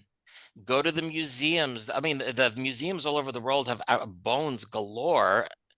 Take those, sample those. The worst that'll happen is like, oh, there's nothing but silicon dioxide here with a little bit of iron oxide. Fine. But that's data. That's data that can be used. That's the thing. You have to have data that's usable, and so and do it professionally. Then if you have a complaint or anybody else about how the bones are handled, figure out how they're done professionally. Then 100% that nobody can dispute it, and then at that point, dig up, go to the Hell Creek Formation in Glendive, do the whole drone, do everything, photograph and video everything, and then just take it from there. But I think that's he started something, and I think it should be taken further because science will explore avenues that aren't necessarily popular or that don't necessarily make sense. So that's regarding Hugh. And I just wanted to add before I finish off, so you can get some time in too, obviously. At the McFall Ranch, where the Creation Evidence Museum has their digs, I mean, what really I think should happen there, they probably don't have the money for it, is if you find a trackway that looks possibly human, set up a camp there for 6 weeks, get people dedicated to digging it, dig a trench inland from the river, 100 yards, follow that trackway, see whether it's a critter or whether it's a human being. I mean, that's what really needs to be done, and photograph, document everything. And then when you find these things, don't let weather get to them, cover them with plexiglass or whatever, then bury them by the overburden that's there. There's about, I don't know if you've ever been out there, there's 10 feet of alluvium there. So, all right, so I'm done. A couple of questions. I don't want to hog the time, so I have stuff to say, 2 other things, but I'll wait a little bit. Okay, 3 so, things actually, but I'll wait about that. so Ademar, would you like me to finish using this time? Yes, please. Okay, so the first thing that I think is worth pointing out is that in our first debate, Jim Bertrand pointed out that there were 4 different tests that showed that the Holy Shroud was approximately 2,000 years old, and yet Brenden rejected those results in favor of carbon-14, but now he rejects carbon-14 unless other dating methods are concordant with the carbon-14 dating results. And that's in spite of the fact that Jim Bertrand pointed out that many scientific protocols were violated in the C14 dating that was done on the Holy Shroud. The second point is that it really is irrelevant what Mary Schweitzer thinks about what other people do with her research. All that matters is, what does her research actually show? And that has to be put in the context of all of the articles that have been printed in peer-reviewed scientific journals that show there is detectable C14 in marble, in coal, in natural gas, in graphite, in all kinds of things, including dinosaur bones. And Dr. GM makes a very good point that, and this is more or less paraphrasing his conclusion. He says that, he says here, it appears that the best data on fossil carbon with a published standard deviation with few exceptions all cluster at about 0.15% modern carbon and are not statistically different from one another. Now, this is the punchline. Then he concludes, it is difficult to imagine a natural process contaminating wood, whalebone, petroleum, and coal all to roughly the same extent. So you've got these 78 separate instances he documents where all different kinds of material that, according to the evolutionary timescale, are millions of years old and shouldn't contain a single atom of carbon-14, and they're all somehow contaminated to exactly the same degree. I think it's quite unreasonable to conclude that contamination could affect all of these different kinds of materials in exactly the same range. And the other thing is that even the dinosaur bones that we excavated ourselves, and I participated in the excavation of the Triceratops femur in Montana, we didn't just send one part of the bone to the lab. We would send different parts of the bone from different depths.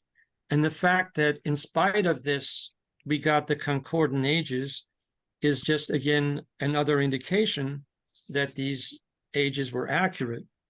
Now, in addition to that, it's not just Hugh Miller who's found this kind of material, as Dr. GM points out. And I'll just give a few citations that people in the audience can look up and see for themselves.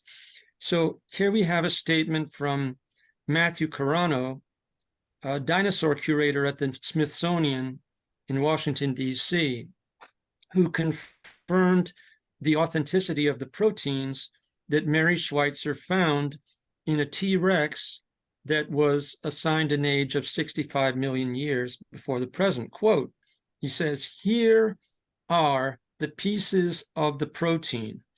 If you're going to refute this, you have to explain how these pieces got in there. It's not another molecule mimicking the protein and giving off a similar signal. This is the actual sequence." And that's from livescience.com, Gina Briner, T-Rex, Live Science, from April 23rd. And also an article in Newsweek quotes that statement from April 23rd, 2007. Then in 2010, paleontologists from the South Dakota School of Mines and Technology found a mosasaur fossil containing cartilage. Then in 2011, these are just some of the examples of the kinds of findings that Dr. Jean referred to in his statement that I read a few moments ago. In 2014, another group of researchers found intact flexible proteins in worm sheaths buried in rocks, allegedly 551 million years old. And the 2011 discovery was made by a group of Swedish researchers who found soft tissue in the bones of another mosasaur, allegedly 70 million years old. And that was published in PLOS ONE, J. Lindgren et al., 2011. So it's not just Hugh Miller's data that confirms that dinosaurs contain, or the remains of dinosaurs contain significant amounts of carbon-14. And it's not just the dinosaurs that testify to the fact that the contents of the entire fossil record must be less than 100,000 years old. And I think that's my contribution to this period here. Thank you. Yeah, I'll try and address everything. There were a lot of points there. First, as far as taking more bones and carbon dating them, I don't even know how I would go about looking to see if that had been done, right? Because if you don't expect to find carbon-14 in a sample and then you submit the sample and there's no carbon-14, there's not really much of a reason to publish that, which makes it very difficult to even try and find instances where somebody might have done that.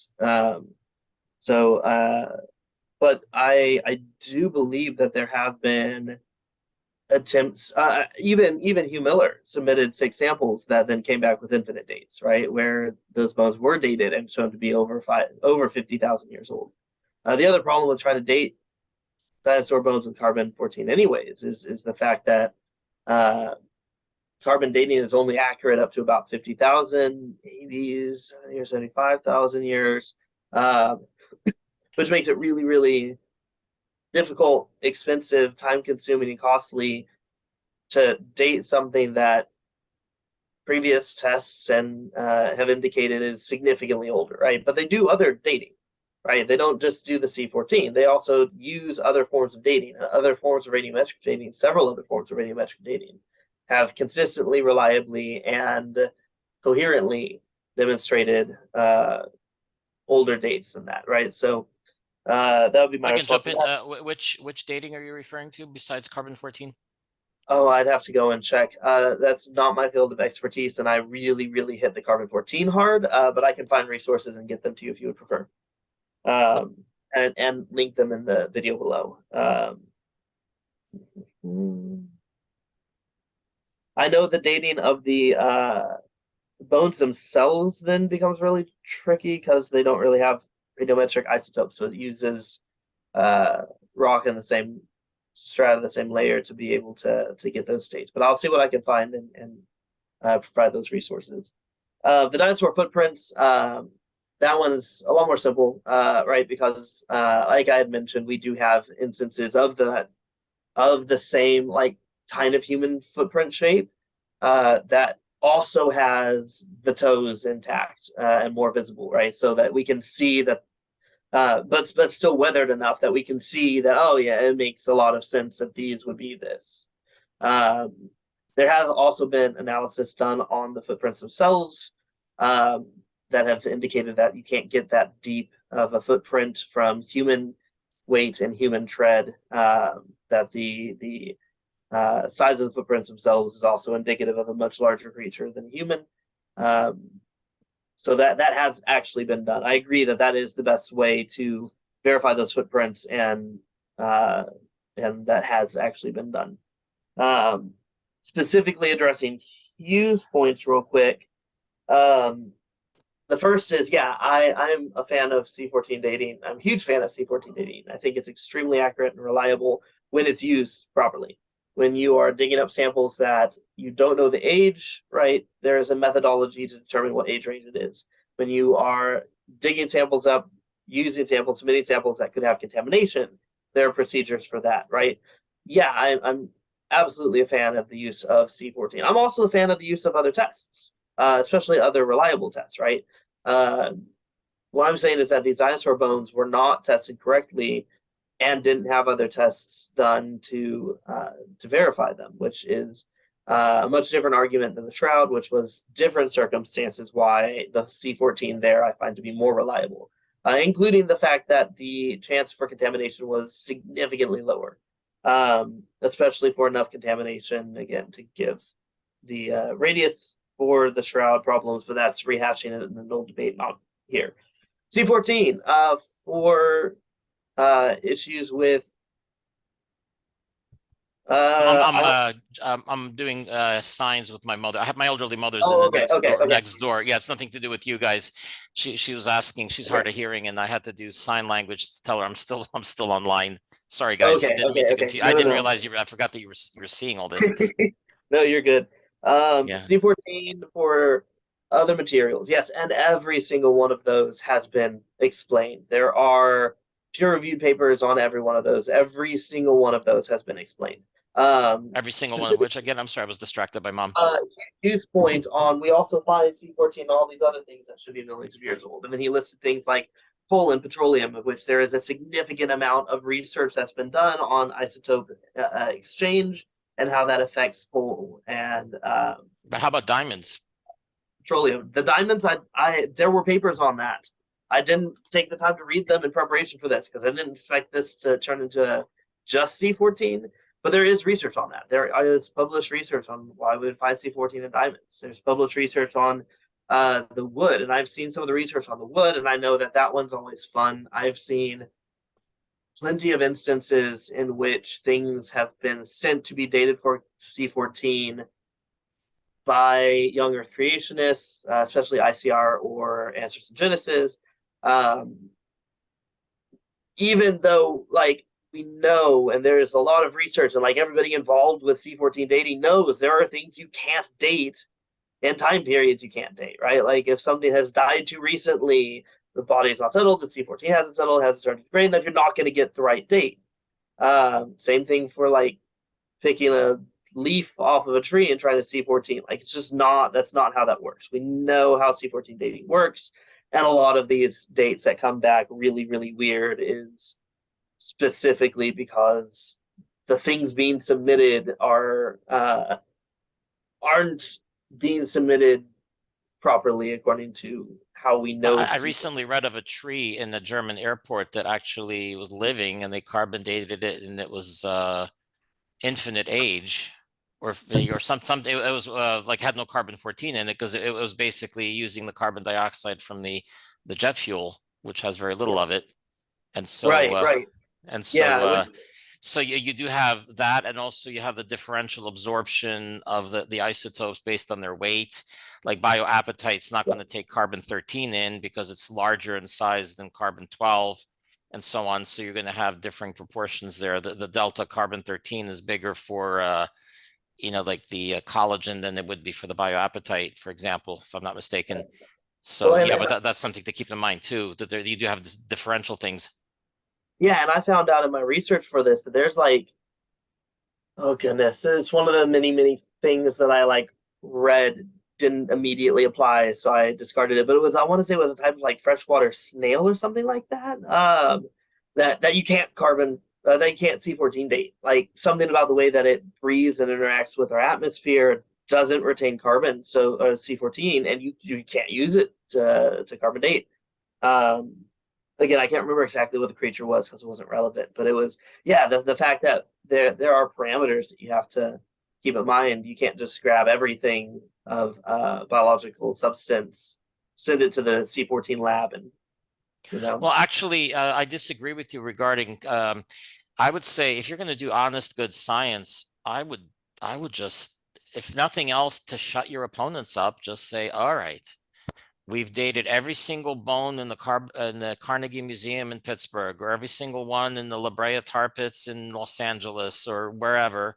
And we have concluded these are the protocols that were used. We photographed them, we filmed them. These are all dead, or you may find out that they're only a few thousand years old. But you're not going to know unless you do it. I mean, that's the thing with science, and me especially with the background I have culturally and whatnot. Don't use a priori assumptions to eliminate tests. Okay, so you spend more money on it, I'm sure you'll find a little old lady somewhere who's got millions to spend, and she'd say, oh, fine, here, I'll donate to the cause. Or you may have some somebody full of wealth who wants to do that. And I would especially branch out from because I don't know if you read about Mary Schweitzer's boss, Jack Horner. He basically said that the Hell Creek Formation fossils stink. They have a stench to them. And then she goes digging in there and she finds that there's flesh on them, even though it's small amounts.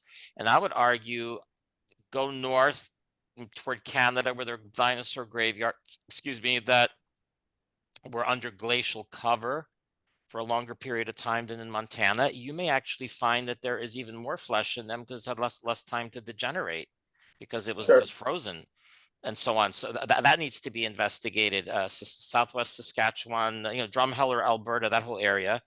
So that Medicine Hat, that whole region, Southeast Alberta, Southwest Saskatchewan. So that's something that would, again, just out of sheer curiosity, what's there, carbon date it. And also, if you're going to dig up bones for carbon dating, you'll find ones that are multiple strata down where they're not affected by tree roots or anything else, and date those as well. But the main thing for me, because I don't know if you've looked at the Kolbe Center website, I have an article about human footprints in the Paluxy River. I only took footprints that I could really present to a skeptical audience. I assume everybody reading me is a skeptic. I want to have something where they could look at it and say, okay, there may be something to this. They might not agree with me immediately, but at least they can say there's something to this. I'll just share an image I have here about the Alvis Dalk print. Again, for review, it's this one here, okay, which I'm assuming y'all can see. And they took it to a CT scan. I'm not going to show you the pictures of the actual hospital. It was done in Fort Worth, but wait a minute. I am not tech savvy. Here we go. Okay, if you look there, okay, that was a spiral CT scan that was done at one of the major medical centers in Fort Worth. And you'll notice that the density you can see where the cross sections are located. The density of the rock varies under the footprints. It's neutral on the edges. So this thing wasn't carved out. This was actually formed. So there's something to this. Okay, and I've been to the site. Actually, you live in the Metroplex, Brenden, right? I do, yeah. Okay, have you ever been out to the Creation Evidence Museum and that whole region there? Yeah, I've been down to I haven't been to the new one they built in Dallas, the ICR, but I've been down to Glen Rose to the Creation Museum there and seen the footprints and all that. Okay, because when I was there actually in April just now, and I had the director had Carl Baugh take off the covers because I'm writing another article, take the covers off the footprints, and I laid my hands into that thing. I looked at the rock. I mean, I know my rocks there. I'm a geology guy, Yeah. and I've walked up and down that river, and I've taken samples home. I'm just a kleptomaniac, I guess. But anyway, this I'm pointing to the picture that you actually should use my cursor here.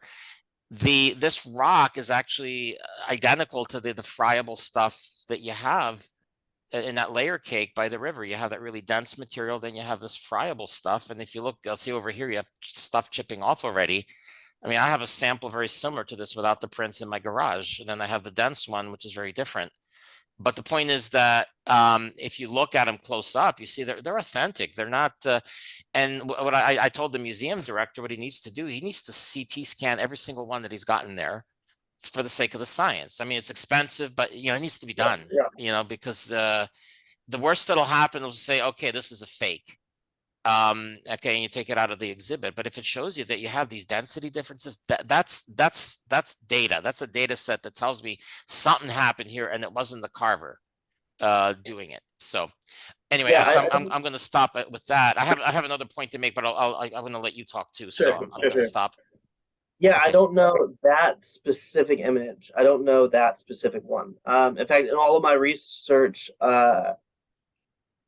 that specific image never actually came up until I started looking and I didn't spend too much time on footprints. But I need to do some research on that specific image before I can comment on that one. I know of the general more like vague human footprints missing all of the toes, right? Like that's the big one. Is if it's missing the toes, it's just a dinosaur footprint, right? Like we have you may be surprised to hear me say that, but I don't consider, if they're oval, I don't consider them human unless I actually have an arch and some toes in that trackway. Right.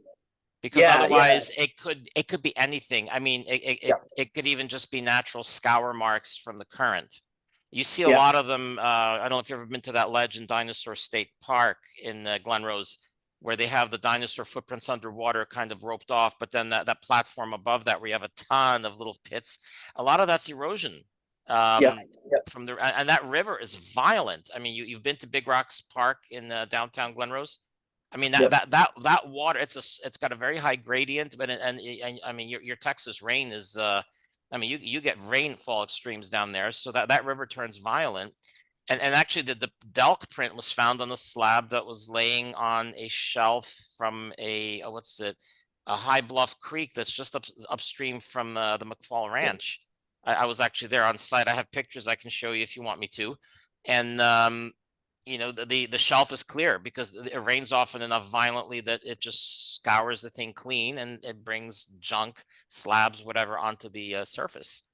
So so from what I understand, like one of the great sorrows of any sort of archaeological or paleontological work like that is right after we dig them up, then we immediately have to worry about the fact that weathering will destroy them quickly. And I understand that there's actually been a decent amount of erosion on some of the ones that were. Oh yeah, I mean, I've been there 4 times already since October of 2020, and there are prints there that I know that they've visibly deteriorated and just it's not even been 3 years yet. So but I would suggest going out there, have a look at this stuff, because again, science involves observation, it involves testing, experiments. You need to have the data set.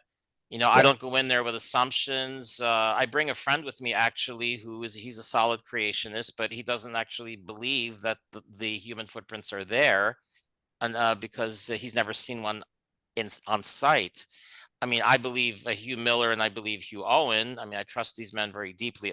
Hugh Miller's deceased, God rest his soul, but they've seen them. But I've never seen one in the field either. I mentioned that in my article, and I've already told Carl Baugh, the director, that I would love to see one on site as soon as you find one again that's unweathered, so I could actually tell people I've seen it. I've put my finger in it. I mean, because that you need that for science. You need to have that to make a claim. You need to have that backing.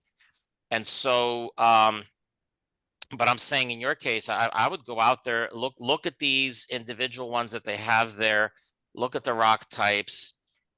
Maybe one of these days, because I'm there periodically, I could contact you. Maybe we could meet up or something, and I could show you walk along the banks and all, because I know the rocks there. I mean, I've been prospecting since I was a kid, so I look on the ground when I walk a lot.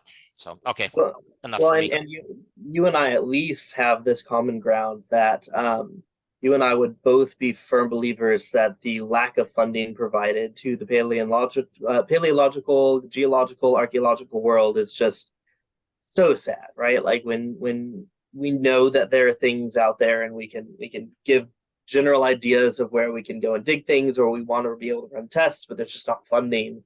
Like I know more on the archaeological side, right? There's a whole portion, like what, 2% or something like that of Pompeii has been dug up. The whole rest of the city is there. We just can't touch it because we just don't have the funding to be able to do Yeah, things like I've been there twice to Pompeii. Oh, it's so interesting. Yeah, but so I'm definitely in agreement that like I'm all for more research, more studying, more digs, more tests. Like I I'm mean, all ultimately, you have to camp out on site for months and yeah. just do the slow dig. And I would say in Pompeii, oh yeah, you've carbon dated the burnt bread and all that, the age from that. I would carbon date everything you lay your hands on there. Yeah, if it costs money, it costs money. Money shouldn't be an object when you're doing research. And so Well, that way you know exactly. What's that? the destruction of the artifacts can also be a little sad, you know. Well, but you use the AMS. You just take a little sliver of it. Yeah, I mean, 100 milligrams or whatever. That's the tenth of a gram. That's not that much. But I'm saying that needs to be done paleontologically too. I yeah, mean, yeah, and including the stuff in the museums. I mean, you don't have to go digging for that. You just go in. You can see whether it's been shellac glued or if it's just laying there in the drawer, and get to work on it. Dig out, take borings and drill, especially with the AMS procedure. Now you don't need a lot of stuff to actually, um, you know, uh, to date it, and especially if they're in museums, whatever flesh is on there, it's dry. It's not going to decay anymore. You're not going to have any bacteria or anything because it's buildings are bone dry inside. You know that in the wintertime when you walk around your house and you get nosebleeds, from the heat, or at least up here we do. I don't know how much in Texas, but yeah. Can I interject with one final point? Because that please. this is all I have to say, and then I can just answer your stuff. Yeah, yeah. Regarding, is that a yes or a no? I'm sorry. Yes, Yeah, yes, that'd be yes. fine. Okay. Regarding dating with other isotopes, I mean, carbon-14, we kind of know it because it's got a short half-life. We can kind of figure out how long it lasts and so on. But when you look at potassium, argon, lead, uranium, lead, thorium, all those, the problem with those is because they have such long half-lives, you don't know what the original proportion of daughter and parent element was in there initially. You don't know if anything migrated in or out of the crystal, because like a lot of them are done with zirconium crystals and magma. I mean, there have been cases like they just dated in Mount St. Helens. They had an eruption. It was my senior year of high school, actually, 1980, and May of 80, and they dated the lava flow there to be like, I forget, like 1.5 million years old. It's like, wait a minute, something not right here. So yeah, so there's a problem with that because there's too many assumptions. Oh, I got a feral cat here now. But anyway, so those are two assumptions that none of them migrate out, that you know what the proportion is. And then the other thing is we don't know, and this is an inductive reasoning, which can be faulty. Do we know that these things have always had the same rate of decay for billions of years or millions of years? I mean, that has to be that, and that's again research that needs to be done. We need to take these radioactive things, put them, like, let's say, in a very strong magnetic field or very strong electrical field, or heat them really high and see if their decay rate stays constant. We need to know that. We can't just, Yeah, and so you have all these issues that cast doubt on radioactive dating. Carbon-14 at least is ubiquitous, and it's got a relatively short half-life, so you can and plus it's young enough that you can correlate it with objects that you know the historical provenance of, especially you being an archaeology person, you would know that. You know when Vesuvius erupted on Pompeii, you can take the burned bread there, you can do a carbon date of that, and you know that that's it's accurate or close to it. You can't do that with stuff that's way back somewhere.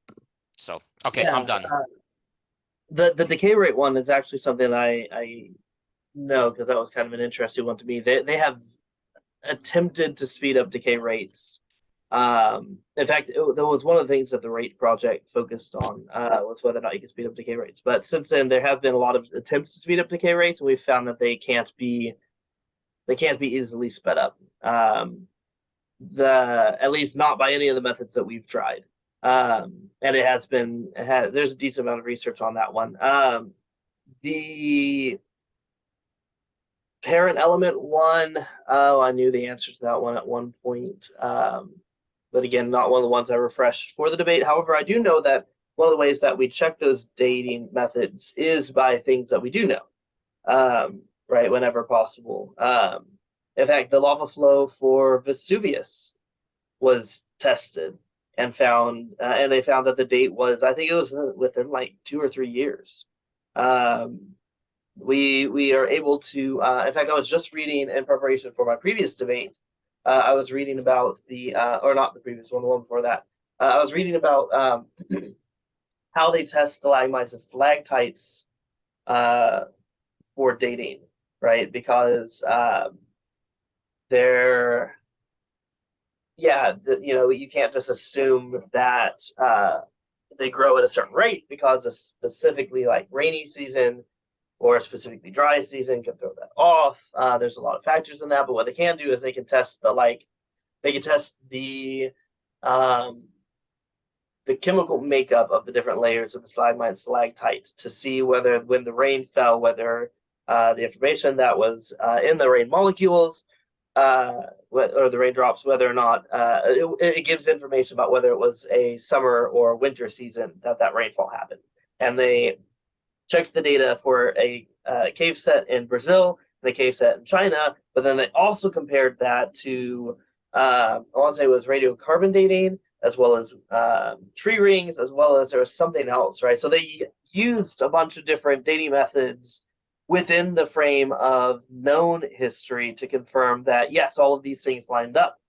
And they found that all the things lined up. And so when they were able to, and so from then they were able to go, okay, if all of these line up where we do know, then we can take that. We can go, okay, so when these stalagmites, stalactites go out to over 100,000 years, without any variation, without any like major change that would cause us to think that something stopped that process from happening the way that we have been able to demonstrate it happen in recorded history, then we're able to go, okay, it seems like that's pretty accurate for unrecorded history as well. And so even without knowing off the top of your head amount of parent-daughter elements, there are ways that those tests can be checked, and I know that they have been verified. Yeah, but again, the problem is there's so many assumptions there. I mean, one of the big problems, like with uranium, thorium, I mean, they produce alpha particles, which are helium nuclei, and helium being a noble gas, it doesn't react with anything. So it will gradually migrate out of the crystal lattice of the zircon crystal, which is very tiny, actually. And you find them in granite, you find them in other magmas too, I think. And but the point is, even if you knew the initial proportion, parent and daughter, it's an assumption, the rate's an assumption, and then you assume that a certain amount of helium would escape, but you don't know because you don't know what the temperature of the rock was during the whole history of it. Because the hotter the rock, the faster the helium is going to migrate out. I mean, it's not going to be super fast because you're talking solid, but still it'll come out. I mean, just like you have lead crystal, you'll eventually develop a shiny silver patina on it because the lead migrates out of the crystal. So it's the same thing. With helium would come out even faster than that, precisely because it's a noble gas. It's got no charge to it to make it stick to anything. So coincidentally, one of the articles I actually have linked to review when I get the time is an explanation of the amount of helium in zircon crystals, specifically addressing that question. I can find that and send it to you if you'd like, although you probably already read it. no, again, you have my email because we've been exchanging, through Hugh. I mean, just send me Yeah. whatever you want, and including other questions that aren't pertinent to the debate. One thing I forgot, we're probably totally out of time, but representations of dinosaurs in the past. Maybe we could do that at the beginning of the next debate if there's no time now. Yeah, well, yeah, So it's about 8 o'clock Central Time now, and if you'd like, we can go another 30 minutes if you're all free, just depending on how much you all want to cover today. Well, I don't really want to go more than about 10 more minutes. I'm exhausted actually. Okay, So yeah, that'll be fine. And just so you all know, Brenden has about 10 minutes more right now, in terms of how much time that talking. you've both talked. But if you guys are okay with just continuing an open discussion, we can not worry about how the time is allocated. But yeah, we can just go another 10 minutes, however you guys want to do it. So, Yeah, I'm open to whatever. Would you prefer to touch on the imagery for the last 10 minutes, or do closing statements? Well, you have a I mean, preference? I don't have much of a closing statement. I mean, I've said everything pretty much that I wanted to say. Sure, sure. And I mean, I could just briefly say, you know, historical evidence for dinosaur existence. I mean, that won't Yeah, take me yeah, more yeah. than 5 minutes. If you're okay with that, I'll do Oh, that. please. And that way, and it might not even take 5 minutes, but you know, but basically, and it's pretty simple.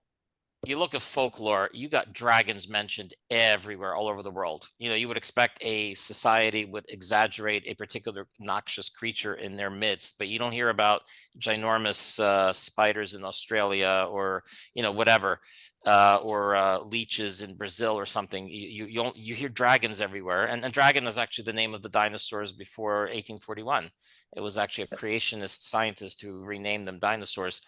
But anyway, you got these legends everywhere, so that should tell you there's some kind of human memory, a cultural memory that covers everybody almost. You do an analysis. I mean, this fellow does a really nice one. You've probably seen this book, and again, this is a mirror image.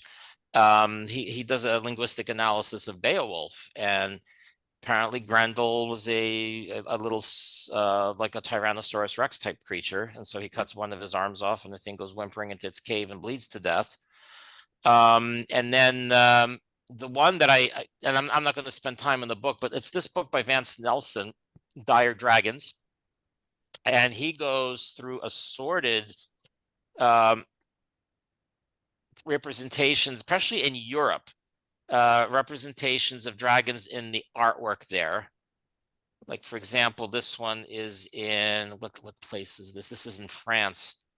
I mean, you look at these dragon representations, and they very closely resemble actual species that are known, that have been dug up, and to the point where, I mean, these people actually have the scales correct. It's not like they're doing little salamanders or something. I mean, I'm not going to go through the book, but there's just so many of them that the book is worth the price of the pictures are worth the price of the book, because it basically goes through that in detail. So there is evidence that these things were seen in the relatively recent past, and so it's not like people have made these things up mythologically, because there's just too much consistency for it. Well, So okay, I'm done. What I'm curious about, I've actually always wanted to ask this one. So the dragons in China, the dragon, like in Egypt, the dragon is really actually just described like a giant flying cobra. And we see that artwork throughout Mesopotamia. It's just a cobra with wings.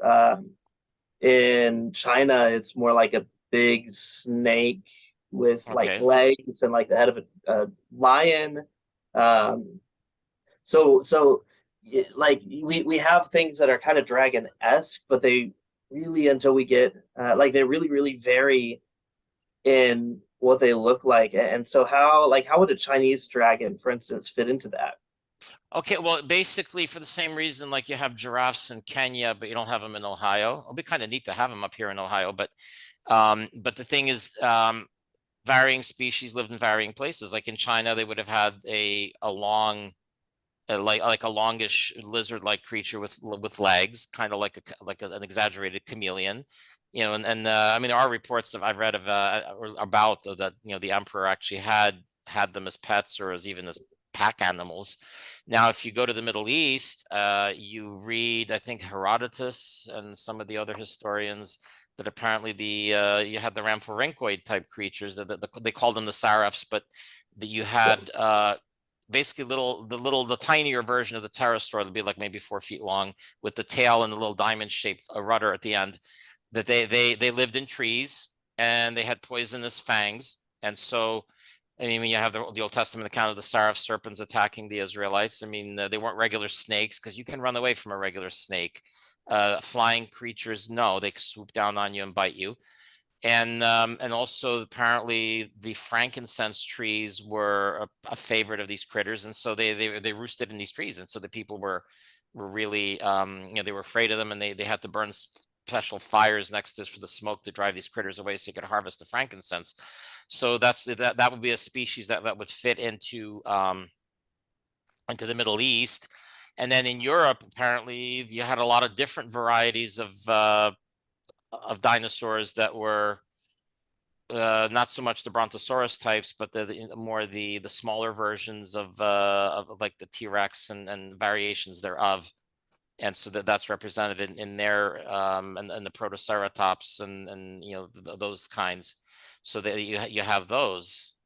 So basically each different geographical area had its own critters.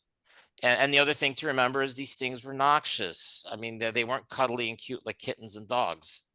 They ended up being unpleasant, so people killed them. I mean, if you have something eating your cattle for lunch every day, you don't want to have it around. You're not going to tolerate its existence. So that's, I would say, you have legends of these things all over, but the form is going to be somewhat different. Now, according to what Jonathan Whitcomb said about and interrupt me if you want to say anything, obviously, the pterosaurs that you have in New Guinea, the people actually guard the graves on Umboy Island so that the critter doesn't come in and dig up a corpse after a funeral. And these things apparently are bioluminescent, but they drip the bioluminescent material, which is, you could have the whole thing about sparks coming out of dragons. And also some of these sightings of these pterosaurs they've been seen everywhere except Antarctica, actually. They produce a noxious vapor, kind of like analogous to the ink of a squid or an octopus, which is toxic to breathe. And that way they drive their enemies away. And so, here you have fire-breathing dragons. You got dripping bioluminescent stuff, smoke coming out. I mean, you really wonder. You look at the hadrosaurs, where they have that double tube coming out of their top. I mean, I wonder. I mean, they say maybe for mating calls, and maybe that's what it was. But the other thing is maybe it was like a giant bombardier beetle where you had two different chemicals and you had your combustion chamber right in front of the nose, and the thing would blast flame out to drive an enemy away. I mean, why not? So, Well, I mean, I'm open to possibilities. But anyway, hopefully that answers your question. Yeah. The European one is actually one that I'm really familiar with, as somebody who absolutely loves dragons and have dragon. I think you can see I've got a couple of dragon things up here. Did you give them names? No, not yet. But always been a fan of them. But what we can see is that the European archetype of the fire-breathing dragon develops from the monitor lizard. So you have the St. George and the Dragon story. St. George goes to a region in which monitor lizards are actually incredibly common. If you look at the earliest iconography of St. George, finding the dragon. Where are they? I don't know where they are. I can't remember off the top of my head. I can find that and get that information.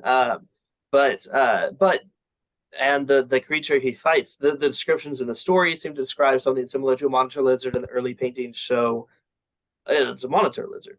And what ends up happening is over time, artists who don't know what a monitor lizard is see this, replicate it, and little things just start to change. And the forked tongue, which makes complete sense if you've seen a monitor lizard, doesn't make as much sense if you don't know that they're forked tongues. And so suddenly the fork starts to go from 2 to 4 to a ton of them as it develops from a tongue to fire.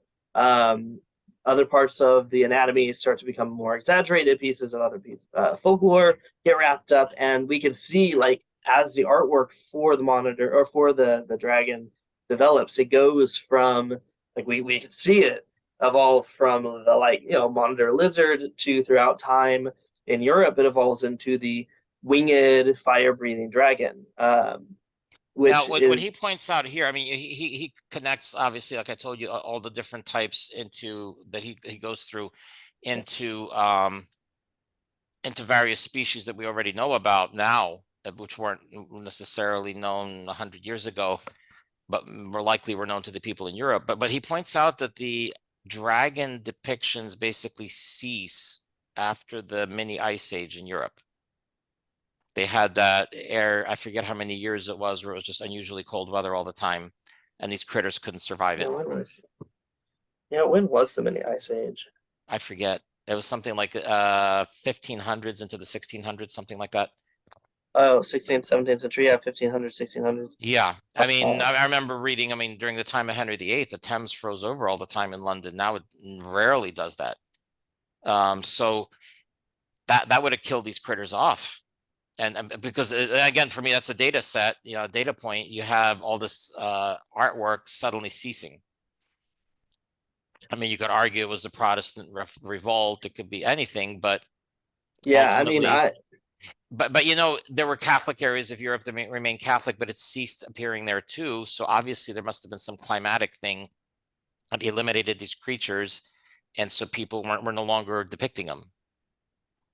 I mean, I feel like that's more easily explained by the fact that right after that period with the Protestant Reformation, you had massive wars, turmoil, because that's also when you get the witch hunts start. The witch hunts start in large part because of this massive amount of turmoil. So you have massive amounts of turmoil. People don't care so much about the artwork and stories of saints, and then on top of that, Protestants get control of an area and burn everything that's Catholic, and then lose control of an area and they lose everything that's Protestant, and it's just kind of that back and forth. I think that's an easier explanation and well, more. see, but not every area was burned, and the other thing is a lot of these depictions have nothing to do with saints. They're actually just decorative for palaces and whatnot. So part of the decorative arts. So they apparently fell out of use, probably because they weren't around to look at anymore.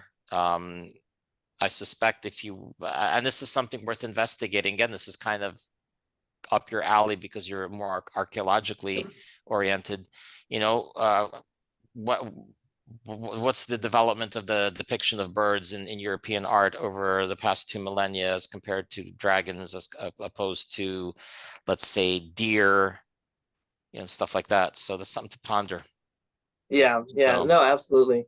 By the way, just a fun tangent, similarly related, is seeing other such depictions of creatures that are completely normal, everyday creatures that we now know, worldwide, trying to be drawn by medieval monks who had never seen it and only heard descriptions. My goodness, sometimes those things are the funniest, most ridiculous creatures you can imagine. oh yeah, of course. They weren't seen, and that's why what's interesting is these various European depictions of dragons are actually they're accurately represent the spines and everything and the claws and everything of actual dinosaur species. The wings are a little bit weird with it. Excuse Oh, me, I forgot to mention that. Ademar, I'll just mention this one point, Hugh. The Bible mentions that there among the clean animals were 4-legged fowl, and the only winged creatures that are in the fossil record are actually the pterosaurs, the ones that don't have the long tails.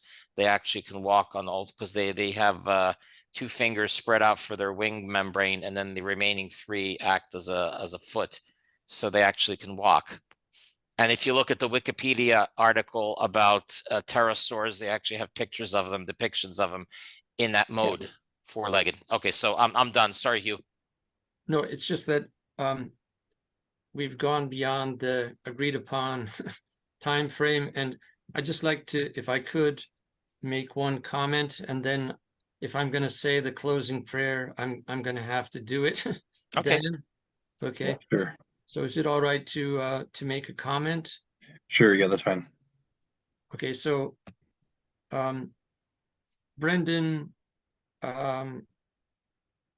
dismissed the work of Dr. Mark Armitage in very negative terms. but I think it's only fair for viewers, although it's going to show up backwards in the screen, to know that, of course, as it says in Proverbs, the first to make his case sounds right until another comes and examines him. So there's another side of the story, and you can obtain this book, Echoes of the Jurassic, Discoveries of Dinosaur Soft Tissue by Dr. Kevin Anderson.